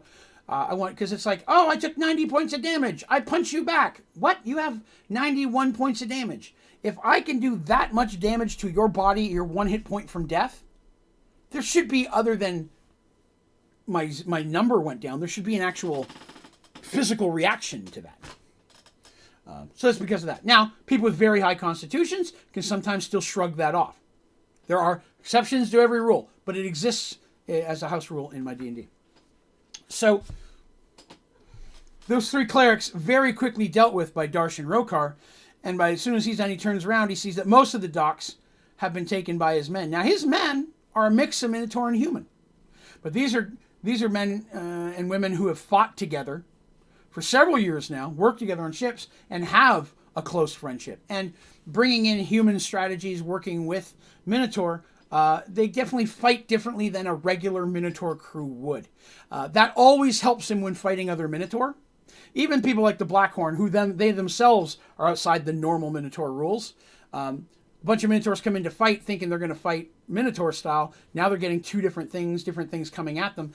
It can give you the edge. At the same time, if our heroes are going against a mixed group, I hold that as a negative against them as well.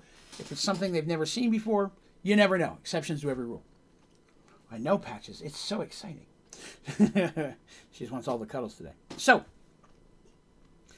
this point, they can see there's more people coming out. Darsh has a decision to make. Do I try to stay out here and try to take out more people? Or do I go in and try to find out what's going on inside this keep? Who's leading this show? He turns to Rokar. And he points at four other men. He goes, go with Rokar. And he goes, Rokar, free the humans. Rokar looks up at the barge and he sees on the, because there's scaffolding around it, right? And there's humans that are chained to it who can't flee or anything. Rokar looks at him, nods, and him and his four start fighting their way toward the barge. Darsh takes the rest inside. Two reasons. Number one, they don't deserve to be, slaves here. Number two, every person they free is potentially another person on their side. Hi, we're here to set you free. Here's a sword. Help us fight you out of here. They're probably going to do that. So Darsh sends Rokar and a group of people to go do that. Darsh and the rest go bumbling into this tower. So let me get to that part. Dark builds on the beach. Master Mystery Sense. Slaves building the ship. Lots of warriors. Okay. There are a lot of humans. There's quite a few. And in fact, a lot of the people that were assumed, there were some ships that may have been attacked by these pirates that no one knew those ships because they were sunk. You know what I mean? They may say, instead of the crew just being all left for dead, maybe they were capturing them.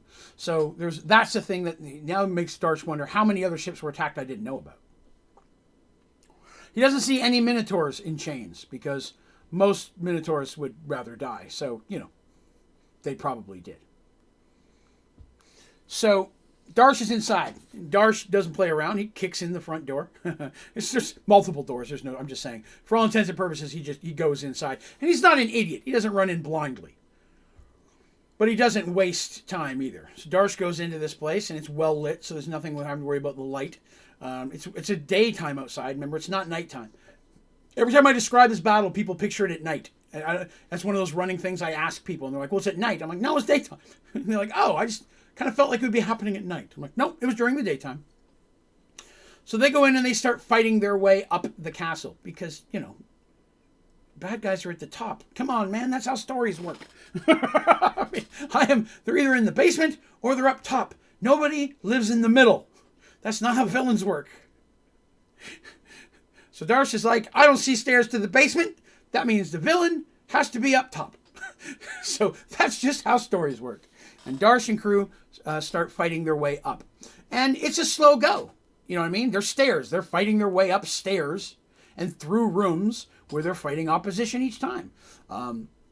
Darsh loses several people to this. He doesn't get through this unscathed.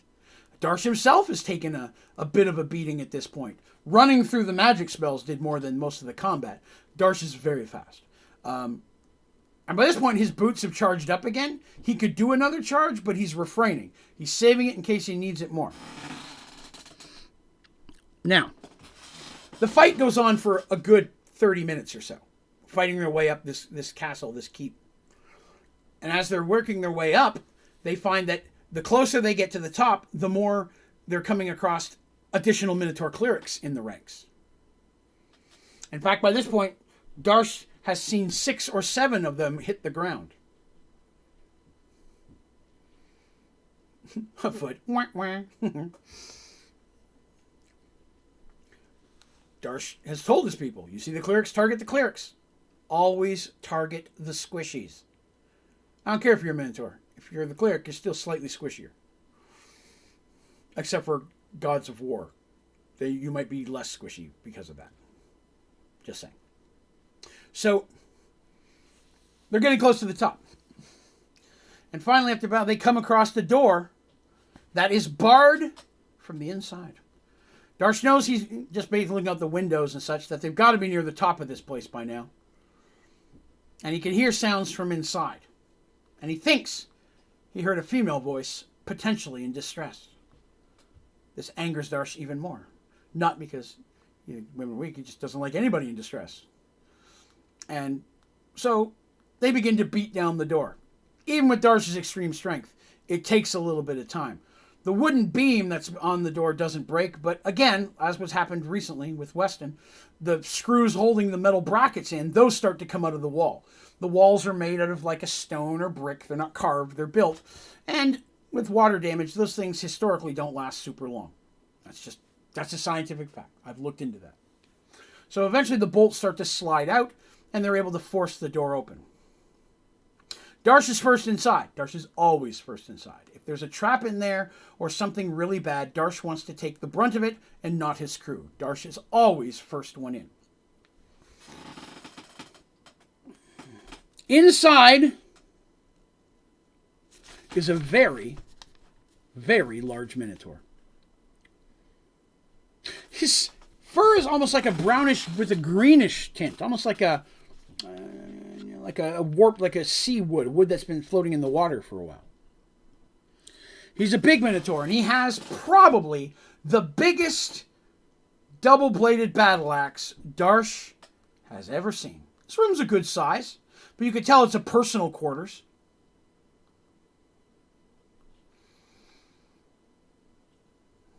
Big dude with a big axe. There is, in fact, a female Minotaur. And it appears that she's chained on the floor. She's sitting on the floor at the end of what would be a bed, with chains holding her to the bed frame. Again, Darsh not that happy about that. Darsh walks in cautiously, looking around the room for anyone else. He doesn't see anyone else here. There are no spots. There's no other doors that someone could... There's like cabinets and such, but no Minotaur's hiding in a cabinet. He's not worried about that. There's no closets. They didn't have closets back then. There's a balcony behind them overlooking the whole docks and such. There's a table. On the table, Darsh glancing around. What do I see? First glance, what do I see? See sea maps. Not close enough to tell what they're of. They're sitting there, and there appear to be like circles and things drawn on them. You saw the 2 people I mentioned.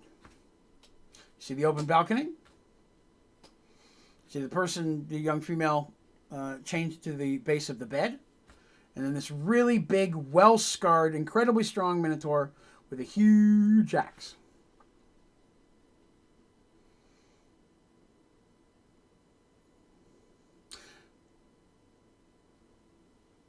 The young lady playing Darsh says, "Excellent. I know exactly what I'm going to do."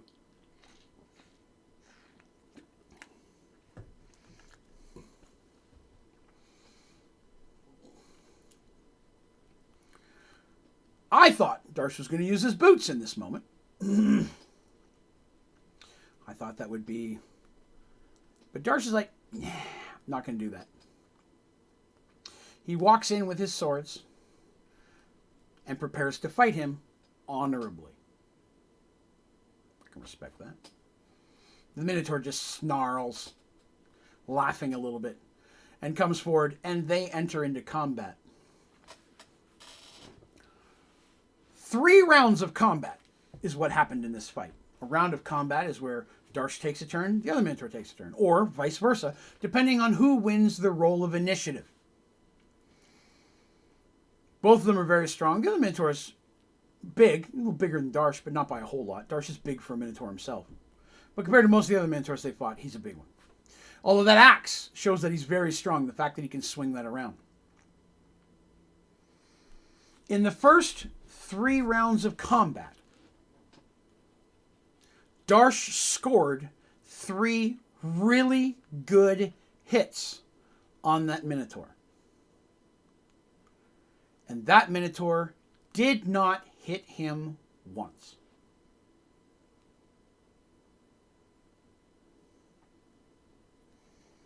I was quite descriptive in the fact that he lunged a little too far, swinging the axe heavily. Darsh easily sidestepped it and then took his attack. At the end of the 3rd round, Darsh immediately drew weapon and swung it at the head of the female at the end of the bed, who dove out of the way. Hold on, the chains weren't holding her there at all. 2 things Darsh knows. No respectable Minotaur female is going to let herself be taken captive that way and kept there. And number 2, no Minotaur this bad at combat is running a group like this. The female comes up, 2 knives in her hand, with a pretty vicious snarl of her own.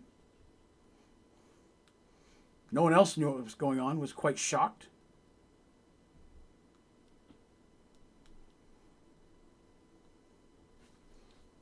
To answer your question, Cromar, these Minotaur attacked his island and damaged his ship and killed some of his people.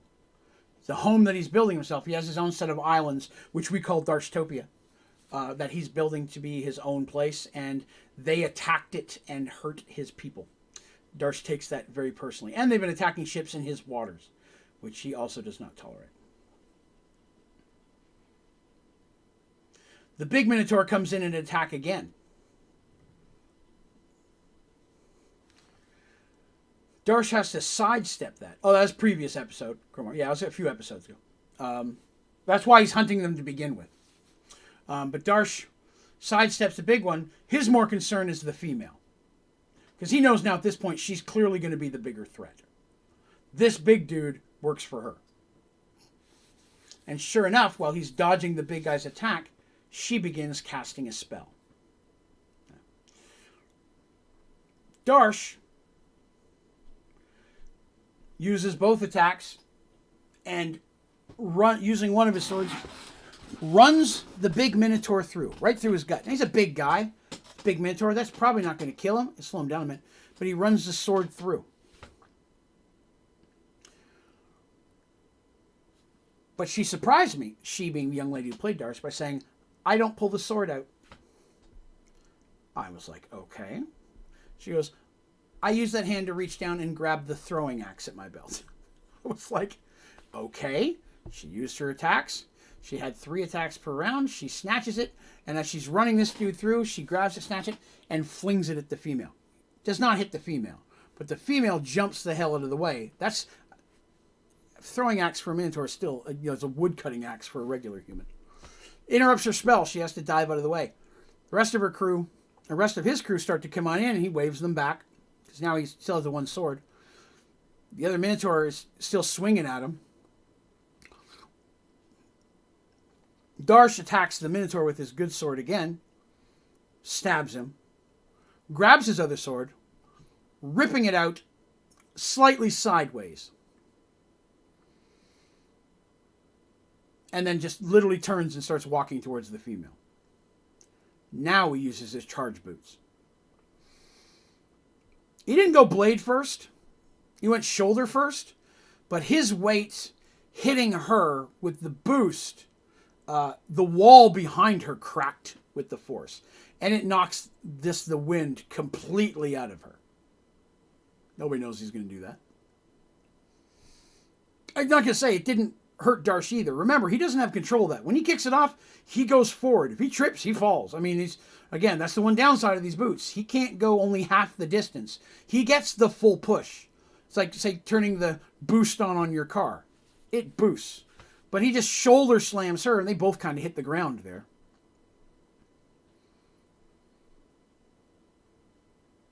No, and that's what I mentioned a moment ago. When he swung at her, she dove away. She was holding on to the chains like she was chained, but she wasn't actually chained. He said I'm kind of laying across the wrist like she was. So she rolled out of the way and began casting a spell. She's actually the one in charge. The battle then continues on. The big Minotaur is going very slow. Most of his stomach is starting to pour out of the hole that Darsh left. But he's still, big ugly brutes. They don't go down easy. Darsh has to defend himself as the axe is coming down. Darsh is kind of on his knees at this point for the girl. And he's using the sword to block. And Darsh says, I want to punch him in the stomach. Like in the same area that I hurt him at. So he punches him in the stomach. And for a second attack, he just takes his fist and punches her in the head. He's on his knee. He blocks and he's like, pow, pow. And she's starting to get up and all of a sudden, whack, her head's against the wall again. Darsh is exceptionally strong for a Minotaur. Different magic items, things and such over the time have given him that exceptional strength. But that punch makes the big guy fall backwards. Darsh is able to now get up on his feet, takes a couple steps, and just cuts his head clean off.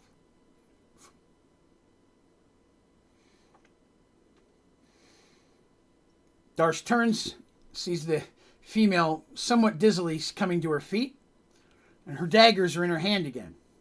These daggers look like they're almost not even like a blade. It's almost like horns on the end. And they come out both sides, like horns on both ends. But they look sharp. She doesn't say anything, doesn't even curse or hiss. She just comes in, and Darsh and her start to fight. And she's pretty good. Like, it takes a couple of rounds of combat. She's definitely doing better than the big guy was. But Darsh is being very careful to be on the defensive. He's not actually trying to hit her as much. He's trying to see what she's doing with those weapons. And sure enough, he can tell that she's trying to stab him with the whip. Not cut him, trying to stab him. These are worshippers of Pandora. They are not honorable fighters. So in the next attack, when she swings in, instead of attacking her body, he cuts her hand off. Darsh knows these people are assassins and use poison and stuff and assumes that there's something on the knife. I have to say I was very proud of the young lady who plays Darsh in this fight. All the things she's learned about fighting these guys in the past, she was expecting it here and did a really good job of fighting against it. The female drops the other and grabs the stump of her hand. And she looks at him with a curse in her mouth. She obviously knows who he is. And she says, she goes, doesn't matter what you do, Foehammer. There's no way. And that's really all she gets before he just basically takes his sword and just shoves it down her throat. I was like, you didn't want to ask her any questions? He's like, she's a Minotaur. She's not going to tell me anything. He goes, and I'm tired of hearing villains brag about I'm not gonna win in the end. He goes, I just, and she's like, just right through, pulls it out. She falls to the ground dead. The battle's not over. Darsh and there's nobody up here, but Darsh and his men make their way back down and help. Sure enough, Rokar and many of the freed humans and the rest of the crew have taken the beach, if you will. There's a few little skirmishes going on still, but not much at all. Not one Minotaur left alive, because as I mentioned, Minotaurs don't get taken if they can help it. And to be honest, there was not a lot of what's the word I'm looking for? Not a lot of giving a damn. We're not really here to ask questions. You've attacked our people. You threatened our people. You've attacked our allies. You've pirated in our waters. yeah, we're just going to kill you. And I told you, Darsh from the beginning, his goal was to squish these people. When the Emperor said, go get these people, Darsh was like, there was no illusion between the two men. Darsh was like, I'm going to go find them, and I'm going to kill them all. Darsh's not an evil man, but Darsh is not a tolerant man either. And he's definitely not a forgiving one. So by the end of the entire battle, there are multiple humans still alive. Unfortunately, many of them died. They didn't have armor and such, but many of them, like, honorably, would rather die fighting. Sure enough, they were people taken from crew. There's probably about 30 or 40 of them still alive. I mean, there was probably 100 when they got there. And some were forced to fight, and Darsh's crew had no choice. They had to. Of the two ships that had sailed, one was sunk. And it's very deep there. Even though the mountainy things come out of there, it's not shallow. One of the ships completely went under. The other one damaged a little bit, but Dorum and his crew managed to take control of the ship. So they technically have a whole nother ship now. The one that's tied up to the docks, not the barge, but the other ship, Darsh can see that was the one that must have been recently battling with the Minotaur and human vessel near Darshtopia previously, as it has quite a bit of damage. He looks at it, and the cost it would take to fix it, it's not worth it. He immediately sets Rokar and everyone left alive to basically burn everything. Now, once the clerics were all gone and everybody was dead, the illusion around the island that was keeping it hidden, that faded and went away as well. That was a spell being kept up by the clerics. Again, goddess of lies and deceit. They start burning. They burn the barge down. They light the whole thing up. Darsh and his men ransack the place. There's some treasure there. There's going to be stuff. These people were pirates. They find some treasure. They find, some weapons that are decent. Darsh goes up and takes all the notes and documents and maps and stuff. He gathers all those up himself. Finds a couple other minor magical items, if I remember correctly. See. The female, whose name is Padia, by the way, he finds that in her notes. She turns out she was Padia, and she was the Talon, was her rank, which means she was incredibly high ranked in the Black Horn. Not the top, but very close to it. And while this won't be the end of the Black Horn, definitely going to set him back a little bit. This was not a cheap operation. But you did get a Ring of Protection +2. That's the only one that I have listed here. That is the rest of them were 2 rolls off of. There's a chart in the player's handbook you can roll for loot. A lot of times, you get to roll twice to see what you get. But there's a Ring of Protection +2 he took. I think he gives it to Jorn, if I remember correctly, because Jorn didn't have any magic items yet at this point. But one of the ships that fought them was sunk. The one that was damaged is sunk, and the barge is sunk, burned, just torched up. And then they sink in the water next. You know what I mean? The other ship that they did manage to keep is good enough to sail. It'll be a little slow, but it didn't take that much damage. The one they sunk is the one they hit right off the bat with the first big blast. It did a lot of damage to it. But at this point, Rokar takes command of the new vessel, and he brings mostly some of Darsh's crew goes over there to help, but mostly it's the surviving humans who are all sailors. They're like, hey, we're going to get you home. I'm keeping the boat.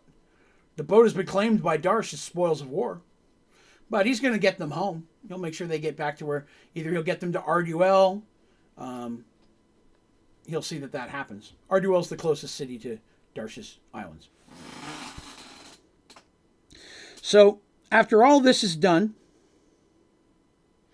and all the clerics are done, and they spend most of the day looting the place at that point before they set torch to everything they can't take, just in case somebody comes back later. Furniture, old towels, whatever's in there. If they can't take it, they destroy it. They want to leave nothing left for anyone to come back to at this point. And now that they know it's here, it's something they're going to check on occasionally. This is a little bit further out than Darsh normally goes in this section of the water. It's far more south. There's nothing past this. There's no reason to go this direction. And there's probably other little islands out there like that he still hasn't found, But he doesn't know how long the illusion's been around there either. So the new ship they take is a Minotaur ship.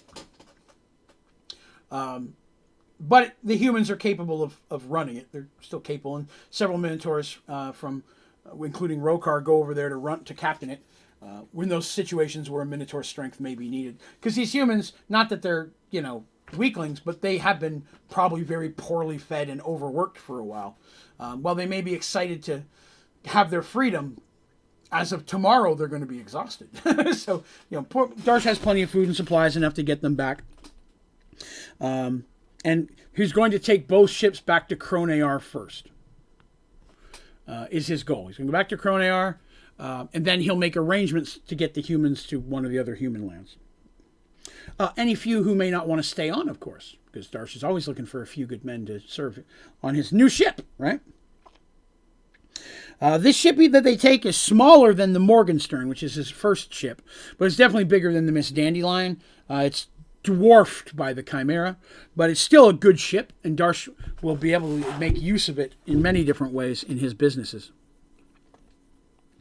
They do have to go a bit slower, the Chimera does, but they estimate it's going to take 8 days to get back to Kronear with the speed of the other ship, which is good and bad.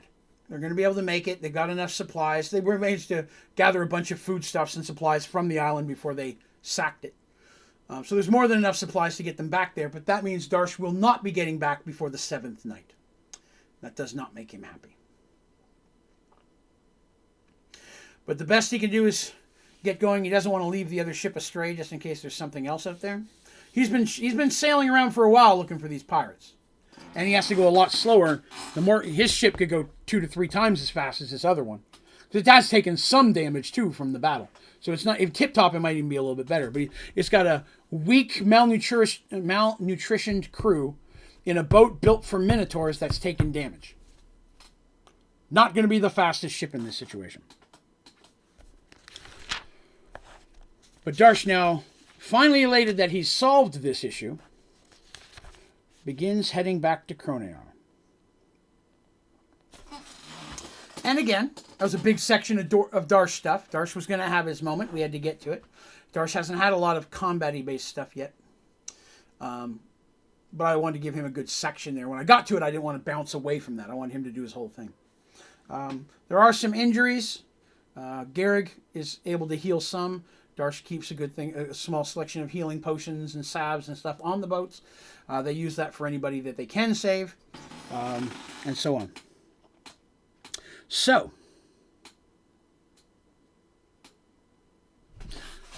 we are now going to shoot back to the lands of Serenity.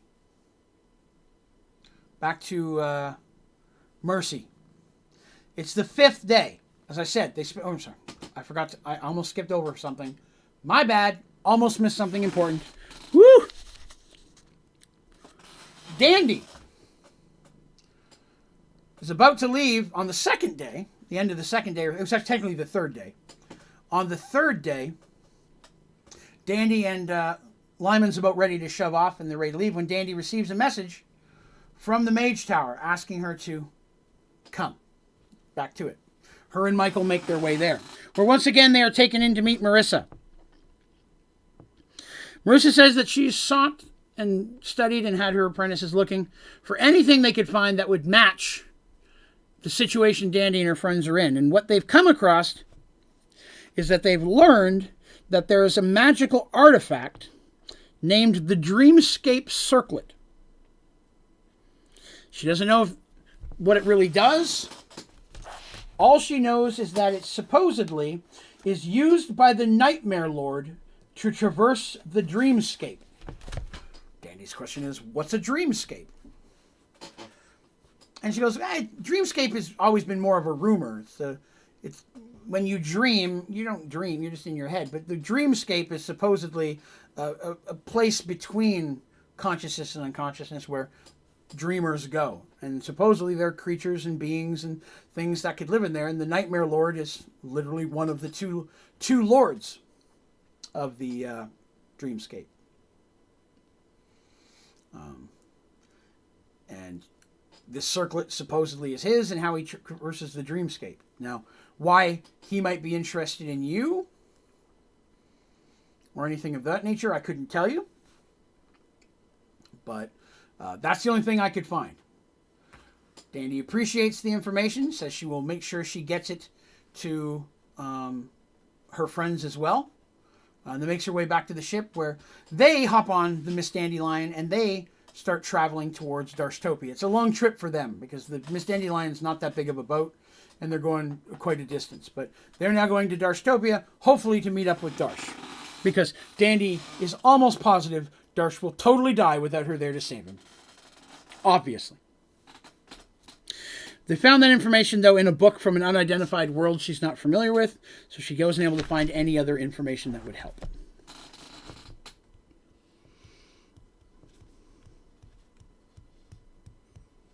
Then we go to 5th day. It is the 5th day of that week, and Sir Edward and the Knights of the Light are leaving Serenity to head back to Thorman. As much as he would like to stay and help, he was given a specific time period that he could be here, and, you know, especially now with the new threat of Oromon trying to be at the border, he feels it's important to get a hold, get the hold that they're building over there, or the keep that they're rebuilding, I should say, get it up and running in as much that it's there should it really be needed, right? So he bids his daughter well, says he's very proud of her and all she's accomplished, and that the Lands of Serenity could not have a better leader. He also makes sure to tell her that he'll be sure to return for the wedding. And then with a tearful goodbye, you know, it's tough as warriors can be tearful.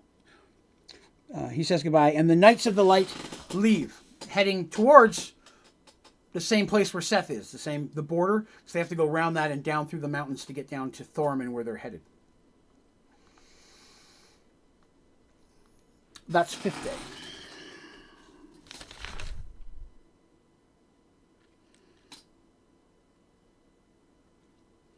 Here we go. So, 7th day comes. Artemis and Mercy are once again gathered in the temple. Mercy is going to be spending the night here as well. She wants to be near Artemis, just in case anything. She doesn't know what could happen in that regard, but to be on the safe side, she wants to be there. And so they kind of just sitting there, they're sitting on Artemis's bed together. They're just kind of sitting there, like laying down, talking. In the room with them is Miasha and Lucas and technically the baby and Tevin, their friend Tevin, the powerful healing cleric. He's there as well. They're just kind of sitting there waiting to see what happens. They know that at any time it could kick in. And I can't help myself. I hope you understand. I couldn't help myself. The two ladies start to feel drowsy, a little dizzy, and they can sense that the unconsciousness as the light starts to fade out. But as they do, they hear voices in the hallway. Someone saying, "I have to speak to them." And as they're about to fall asleep, they notice, they're looking at the doorway through their blurred eyes, Thakar, the mage, the head of the mage tower, comes in. He goes, wait, whatever you do, don't, and then they're unconscious. I loved doing that to them. They hate it when I do that to them. He comes in, he sees them, he goes, whatever you do, don't, and they're unconscious. I don't know if they saw it coming, but I was very happy to do it because I'm a turd. So,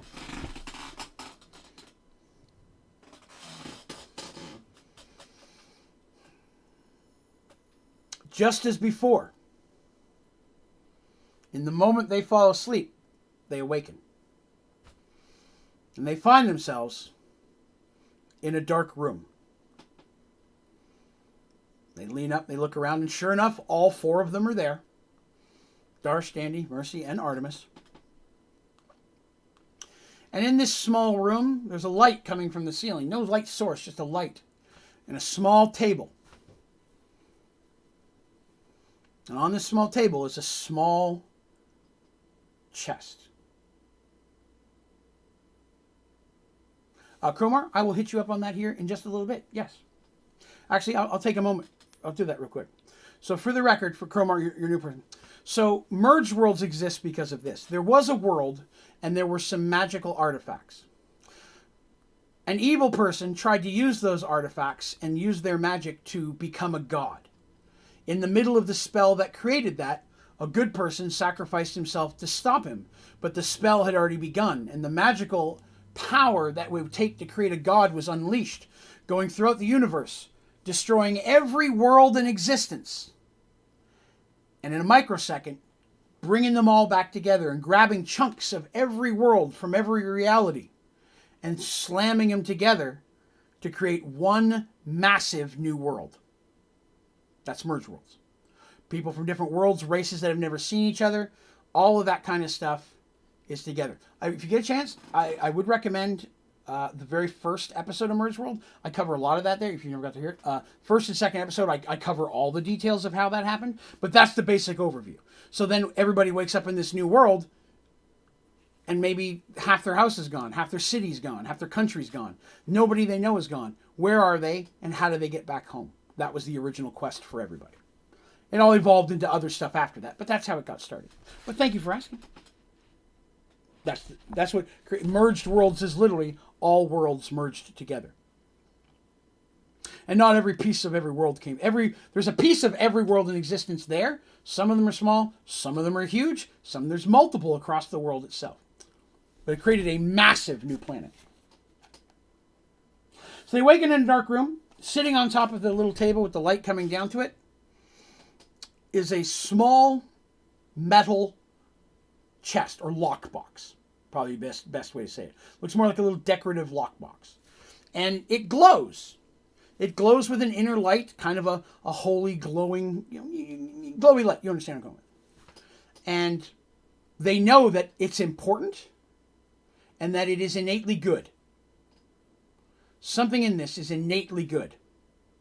And they know that even though they don't know what it is, there's nothing been more important than protecting that box and whatever's inside of it. Hey there. Hey, Stinky. So, Artemis steps forward and picks it up. Well, I appreciate that, Cromar. Thank you.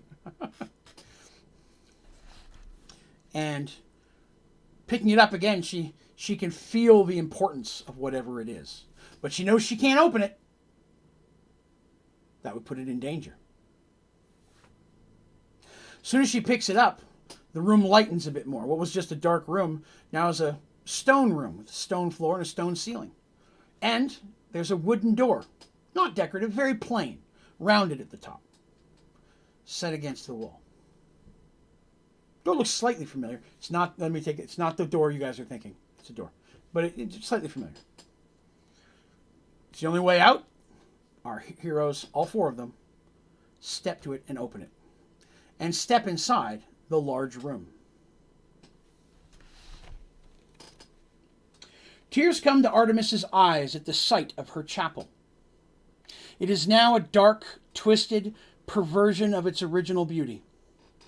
The once beautiful stained glass windows lay in shards about the floors, the purple sky seen through their hollow frames. Most of the wooden pews are destroyed or hurled to the side of the room by some unseen force. The altar is now black, its decorations scratched and defaced. Dried blood stains run down its sides. Standing behind it is the demonic figure from your past dreams. But behind him is a sight almost too unbearable to behold. There are 4 people on the wall. Their hands are tied above their heads, their feet not touching the ground. You can see they are clearly in pain. Hanging there is Flynn, Mercy's squire. Sasha, Darsh's sister-in-law. Weber, the dwarven hunter gentleman that Dandy and Michael just visited. And Tevin, the cleric friend that was left to protect Artemis's son. Greetings again, my friends, says the figure. I thought we might try a different motivation this time.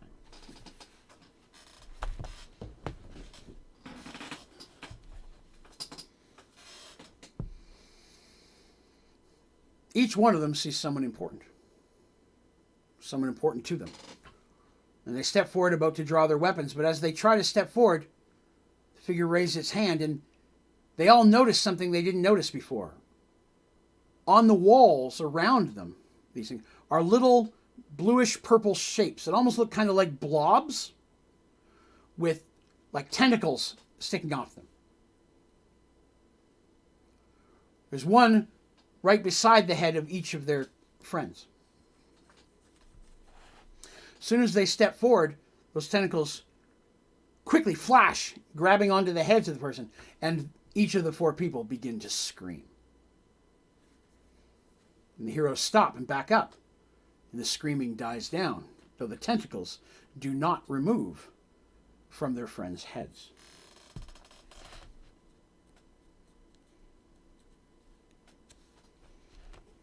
Delightful, aren't they? Says the shadow figure. Nightmares themselves, not nightmares, nightmares, M-E-E-R. Nightmares have the ability to dig into a person's mind through their dreams and cause pain and night terrors beyond anything a mortal could normally have. It's quite delicious. Literally, they're digging through their minds deep inside. Oh, what's that? Dark War. Hi, David. Sorry for tuning in. Had a bunch. Oh, no worries, Dark. I appreciate it. You're good, man.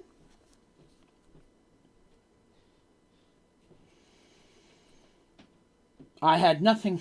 I thought that maybe we'd try something different. I'll admit, many of the people that you surround yourself with are strong individuals.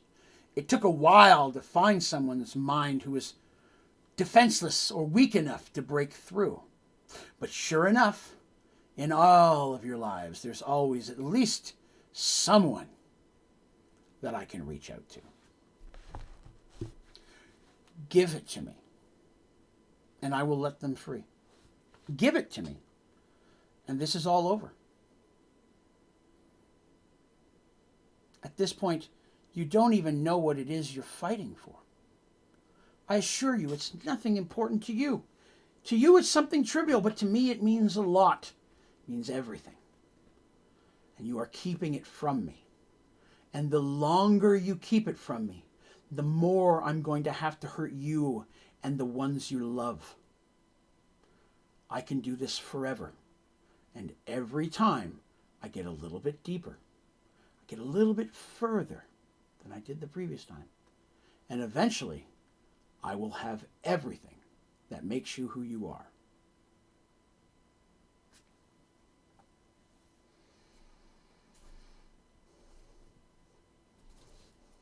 Mercy goes, this is a dream.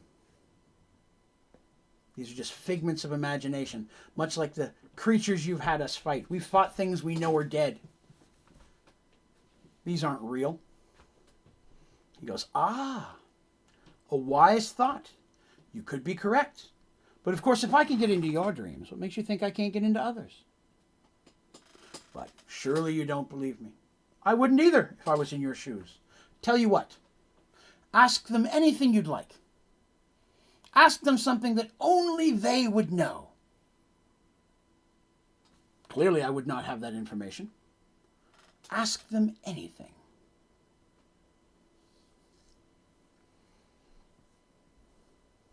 They think about it for a minute. They talk to each other. They're like, well, we could try. And Dandy says, I'm going to talk to Weber first.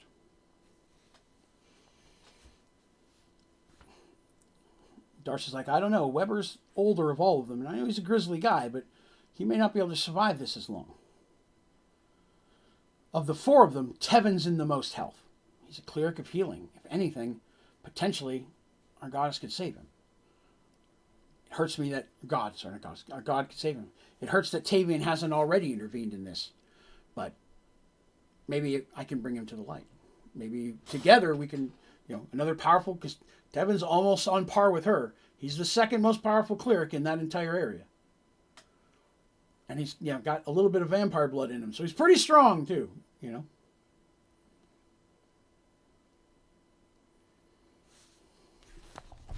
They say, okay, Artemis, you can go first. Artemis turns and says to Tevin, goes, tell me of the day you first wished to become a cleric. Tevin, out of breath, tired, clearly still feeling a little bit of pain, takes a moment, like he's thinking, and then begins to describe the exact situation. The day that he followed Artemis to the river, and Artemis thought he was going to profess his love to her, only to find out that what he was truly feeling was a calling to the gods and clerical duty.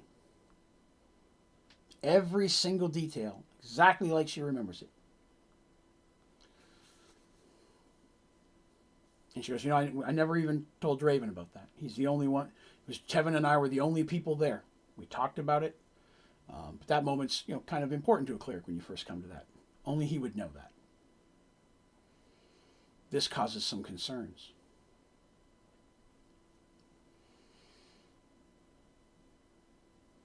They start to talk together, and the shadowy figure gets impatient. Maybe you need a little more motivation. And again, the tentacles start to writhe, and their friends start to scream and experience savage pain. They try to move forward and find they can't.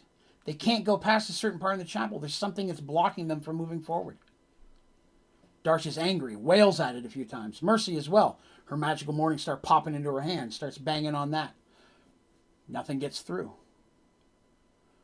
After another moment, the screams die down.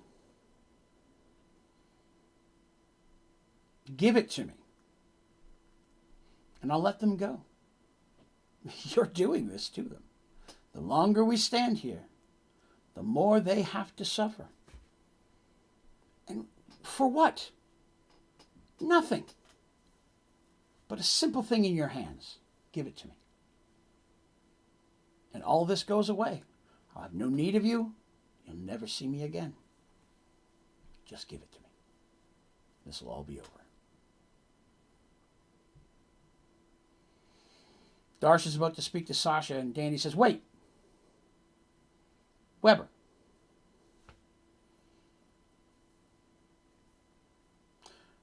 I remember the first time that Michael and I went on a hunt that you had told us about. What was the story I told you?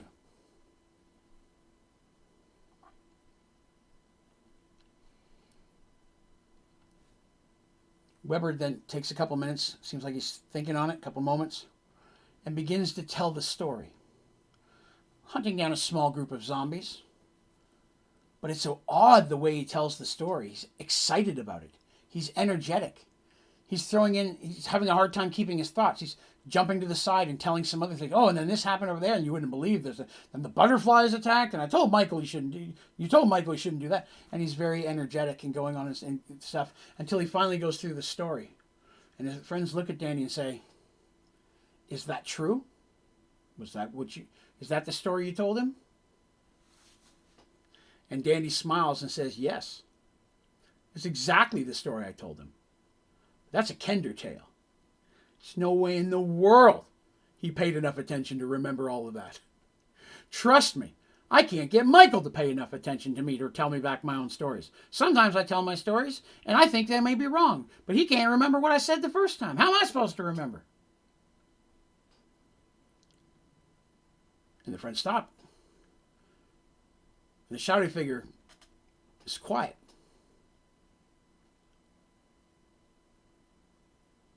"Should we try again?" says Darsh. And Arma says, "No. They don't know anything. We're giving them the information."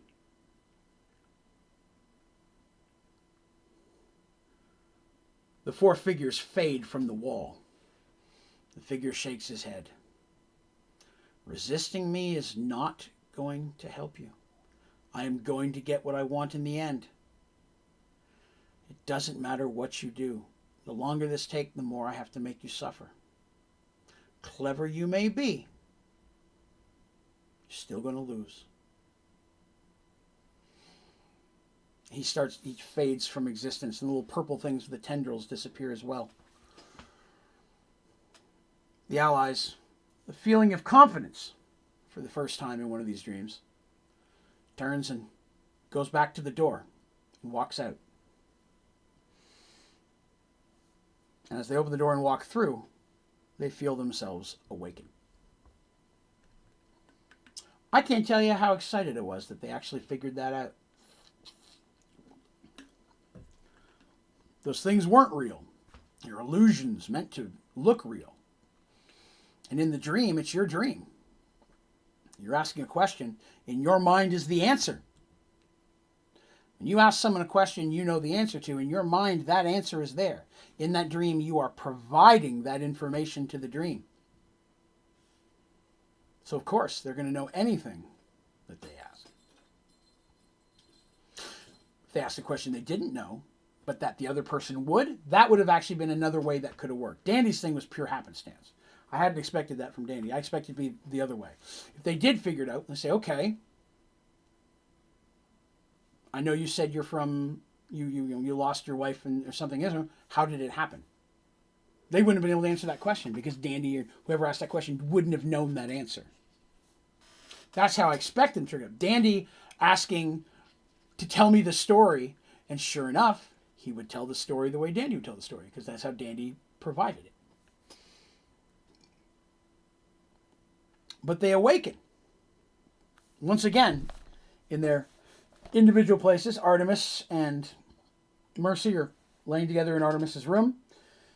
The car and everybody else is there, relieved to see Tevin sitting there holding the baby, who's asleep in his arms. No idea of what happened. Clearly, it was not really Tevin that was in there.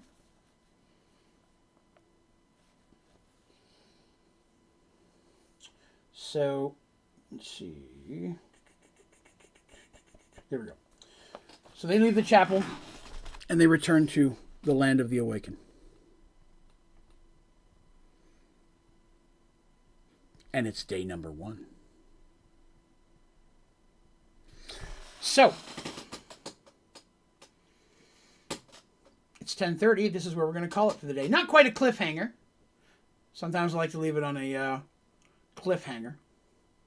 Not so much this week. This week, Darsh and Dandy have to try to get back to meet each other in Kronear. Artemis and Mercy, they all have to work together to try to figure out what's causing this and how they can stop it. But it looks like the car knew something. He tried to warn them before it was too late.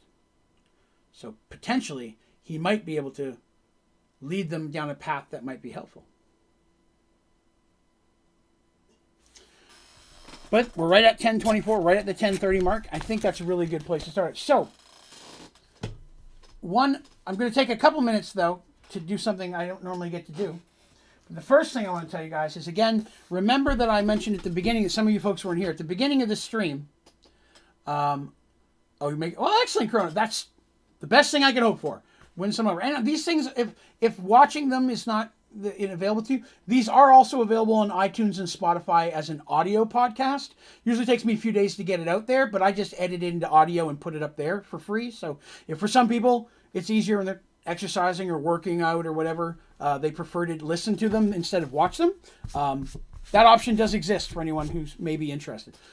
It's just Mergedworlds, all one word, same as this, on Spotify, iTunes, or YouTube, of course. There are also links to all of that on my website, onlydraven.com. So next week, when we start off, we're not starting where this story ended. What I said, some of you guys weren't here at the beginning, but what I said was this.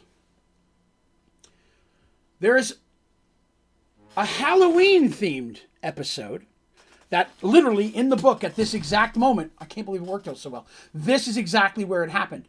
And I like to make D&D episodes that are somewhat based around holidays when I have the opportunity. There's been a couple of Halloween ones. I've got a Christmas one or two. So we're going to begin the next episode by stepping back in time a little bit. To about 6 months before all of this happened. 6 to 8 months before all this kicked in. And Artemis and Mercy and some of the heroes of Serenity are going to do a little bit of a Halloween themed adventure. I don't think it'll take the whole episode. We'll probably get right back into this, but it'll take at least an hour, I would say, maybe an hour and a half at the most. I have to do that one purely from memory. I cannot find the copy of it written anywhere. But it doesn't have an effect on the story we're in, but it will have an effect on something that's going to happen in the future. So I have to have it set up before we get to that chapter. And again, this is how it worked back when we were playing Dungeons & Dragons. This is where we finished one episode. The next one was Halloween weekend. So when they showed up, I said, hey guys, we're going back 8 months. And we spent the day playing the Halloween one. I designed it to be a one-day adventure. And we got done a little bit early, so we were able to jump back into the other story at the end of the day. That's kind of how I think we're going to be in the next stream. So if you're listening to this one or watching this one, and next week you're listening and you're like, wait a minute, this doesn't sound right chronologically. I understand it's going to be that way. I will write it in the description, so hopefully people reading it will know that as well. But we're going to have a little Halloween kind of themed thing. And then we will get right back into the story. But the Halloween thing does have important effects. So, I also dug out this binder, and I'm going to take just a couple minutes to show you guys this. This is the Magical Items and Artifact binder.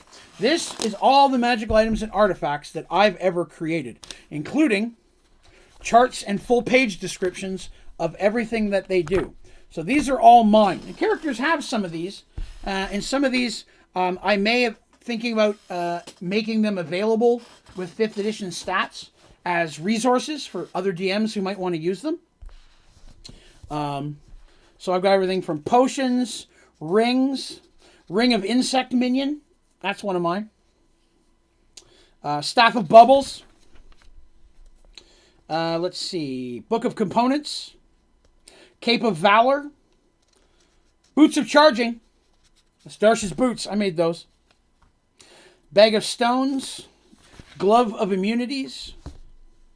Sheath of holding. The sheath of holding, I'm going to tell you about that one specifically. So imagine a dagger sheath. That's a little bit too wide, right? It's like that long, right? It's a sheath. You can put any type of sword or knife into it, and it will fit. You can have a great sword, a dwarven, or like big minotaur thick sword. The blade is this thick, and it will slide right into the sheath. The sheath will pull it in, and even though the sheath's this long, the whole just like a bag of holding. Any pictures? No, I'll be honest, I can't draw. I'm not good at that at all. But I may speak with Shadowcast, who's the community artist. She designs all of my merch art. She helped me make the logo for Mergeworlds. I do the design, but she drew it out for me. She does all of my art stuff for the channel. So I may talk to her. Plus, as I've mentioned, I'm also I'm designing a card game based on this. And some of these could very easily become items in the game. So, Shield of Illusions. And that's just the magic items. That's not counting the artifacts. Whip of Entanglement. Torch of Flaring. Scroll of Messaging. Rod of Duplication. Dagger of Earthbolt. Again, I just want to let you know I have some of these things. Oh, that's an artifact. Duronimus. I forgot about that one. This is actually for a completely different group. I can tell you about this one. Duronimus is a Vorpal sword +5. That's basically the most powerful sword you can get. It's basically a paladin sword. But the hook is whoever picks it up from wherever it is its new wielder. And it talks to them, but only to them. And it will slowly change their alignment to turn them into a paladin. So you could be an evil rogue. If you're the one that picks this up, it will turn you into a lawful good paladin eventually. I always write a snippet of its history and its purposes, so I'm going to read this one and we'll call it a day. History: Duronimus was created by an order of paladins over 2,000 years ago for their leader, Durin Lightbringer. When he was killed in battle 22 years later, it was stolen by a brigand brigand, who sold it to Derek Smythe, leader of the Thieves Guild of Brunner. When the Thieves Guild was wiped out by King Gorlin 4 years later, Tyrannus was placed in the kingdom's treasury where it sat for 30 years, till the kingdom was invaded and destroyed by Orog, Sharptooth, and the Ogre Nation. The sword bounced from place to place until it was lost. All of that stuff is the history of this. Is any of that have anything to do with Mergeworld? No. It did, because all of those things were a world, and that's how these things get to Mergeworld. These things are on Mergeworld, even though they all have histories from their own world. Duranimus searches for a bearer worth itself. When it first comes into possession, it will not reveal itself as an intelligent weapon until it has spent some time judging whether its new bearer has at least the potential of a paladin. It will then act as a guide and conscience, slowly changing the PC's alignment to lawful good. If at any time the PC's alignment becomes evil or is made clear the PC will never be worthy, it will leave the bearer by arranging for itself to come into the possession by another. So it's an intelligent artifact. So again, I like to have a little bit of history on there because I think it's cool. But I thought I don't want to give them all the way here yet. I want to work them into 5th edition stats and put them up there, but I hadn't looked through that book in a while. So that was kind of fun. All right, well, that's it for today. So we're done here. Thursday is the one day we end a little bit early, and I spend some time hanging out with my wife. So we've been going for right at 2.5 hours. So I'd like to thank everybody for coming and letting me the chance to tell my story. It's my favorite part of what I get to do, is getting to share this. I've been running and writing this D&D campaign for close to 30 years, and having the opportunity to share it with a vastly growing, huge new group of people is just phenomenal. Phenomenally fulfilling for me, so I appreciate that. If you liked this, whether you're watching it today or 10 years down the road, it'd be awesome if you'd click the like button. If you're new here, it'd be great if you'd hit subscribe. Again, this is available on iTunes and Spotify. Newest episodes are usually up before the next one, just depending on schedule. I try to have the new schedule up by Monday. Sometimes a little bit quicker. But, you know, a lot of resources there. You can also follow me on the socials. There's a Mergeworlds Instagram account. If you're new to the story, you might want to wait a little bit before you go there, because some of the characters might be slightly spoileries for you at this point. But there is some information about that on there as well. But yeah, I think that's a good spot. I enjoyed today. Hopefully you enjoyed the story as well. We'll be back again next Thursday at 8 p.m. Eastern for our next episode. This is an every Thursday thing. Thank you all for coming. Special thank you, as always, to my members and my newest member, Cromer. Appreciate you for joining up. You folks who are members, your continued support of the channel is what has enabled me to take the giant leap into being a full-time online creator. So thank you very much for that, as well as all the wonderful people who've been tipping and donating. Again, your support has enabled me to make this a full-time gig. So thank you very much for that. And extra special thank you, as always, to my moderators, who probably find me pretty stinky, but still hang out with me anyways. And I appreciate that. Bonk. More kitty butts. This one's midnight. This is a different kitty. All right, everybody. I'm going to call that a day. Thank you, Colonel. I appreciate that. You guys all have yourselves a wonderful day. And we will see you tomorrow morning at 10 a.m. It's a 4-hour Skyrim stream. Back again tomorrow night at 9:30 p.m. for some Minecraft. Sky Factory 3. So you kids have yourselves a wonderful day. And I will see you all again very, very soon. Thanks so much for coming.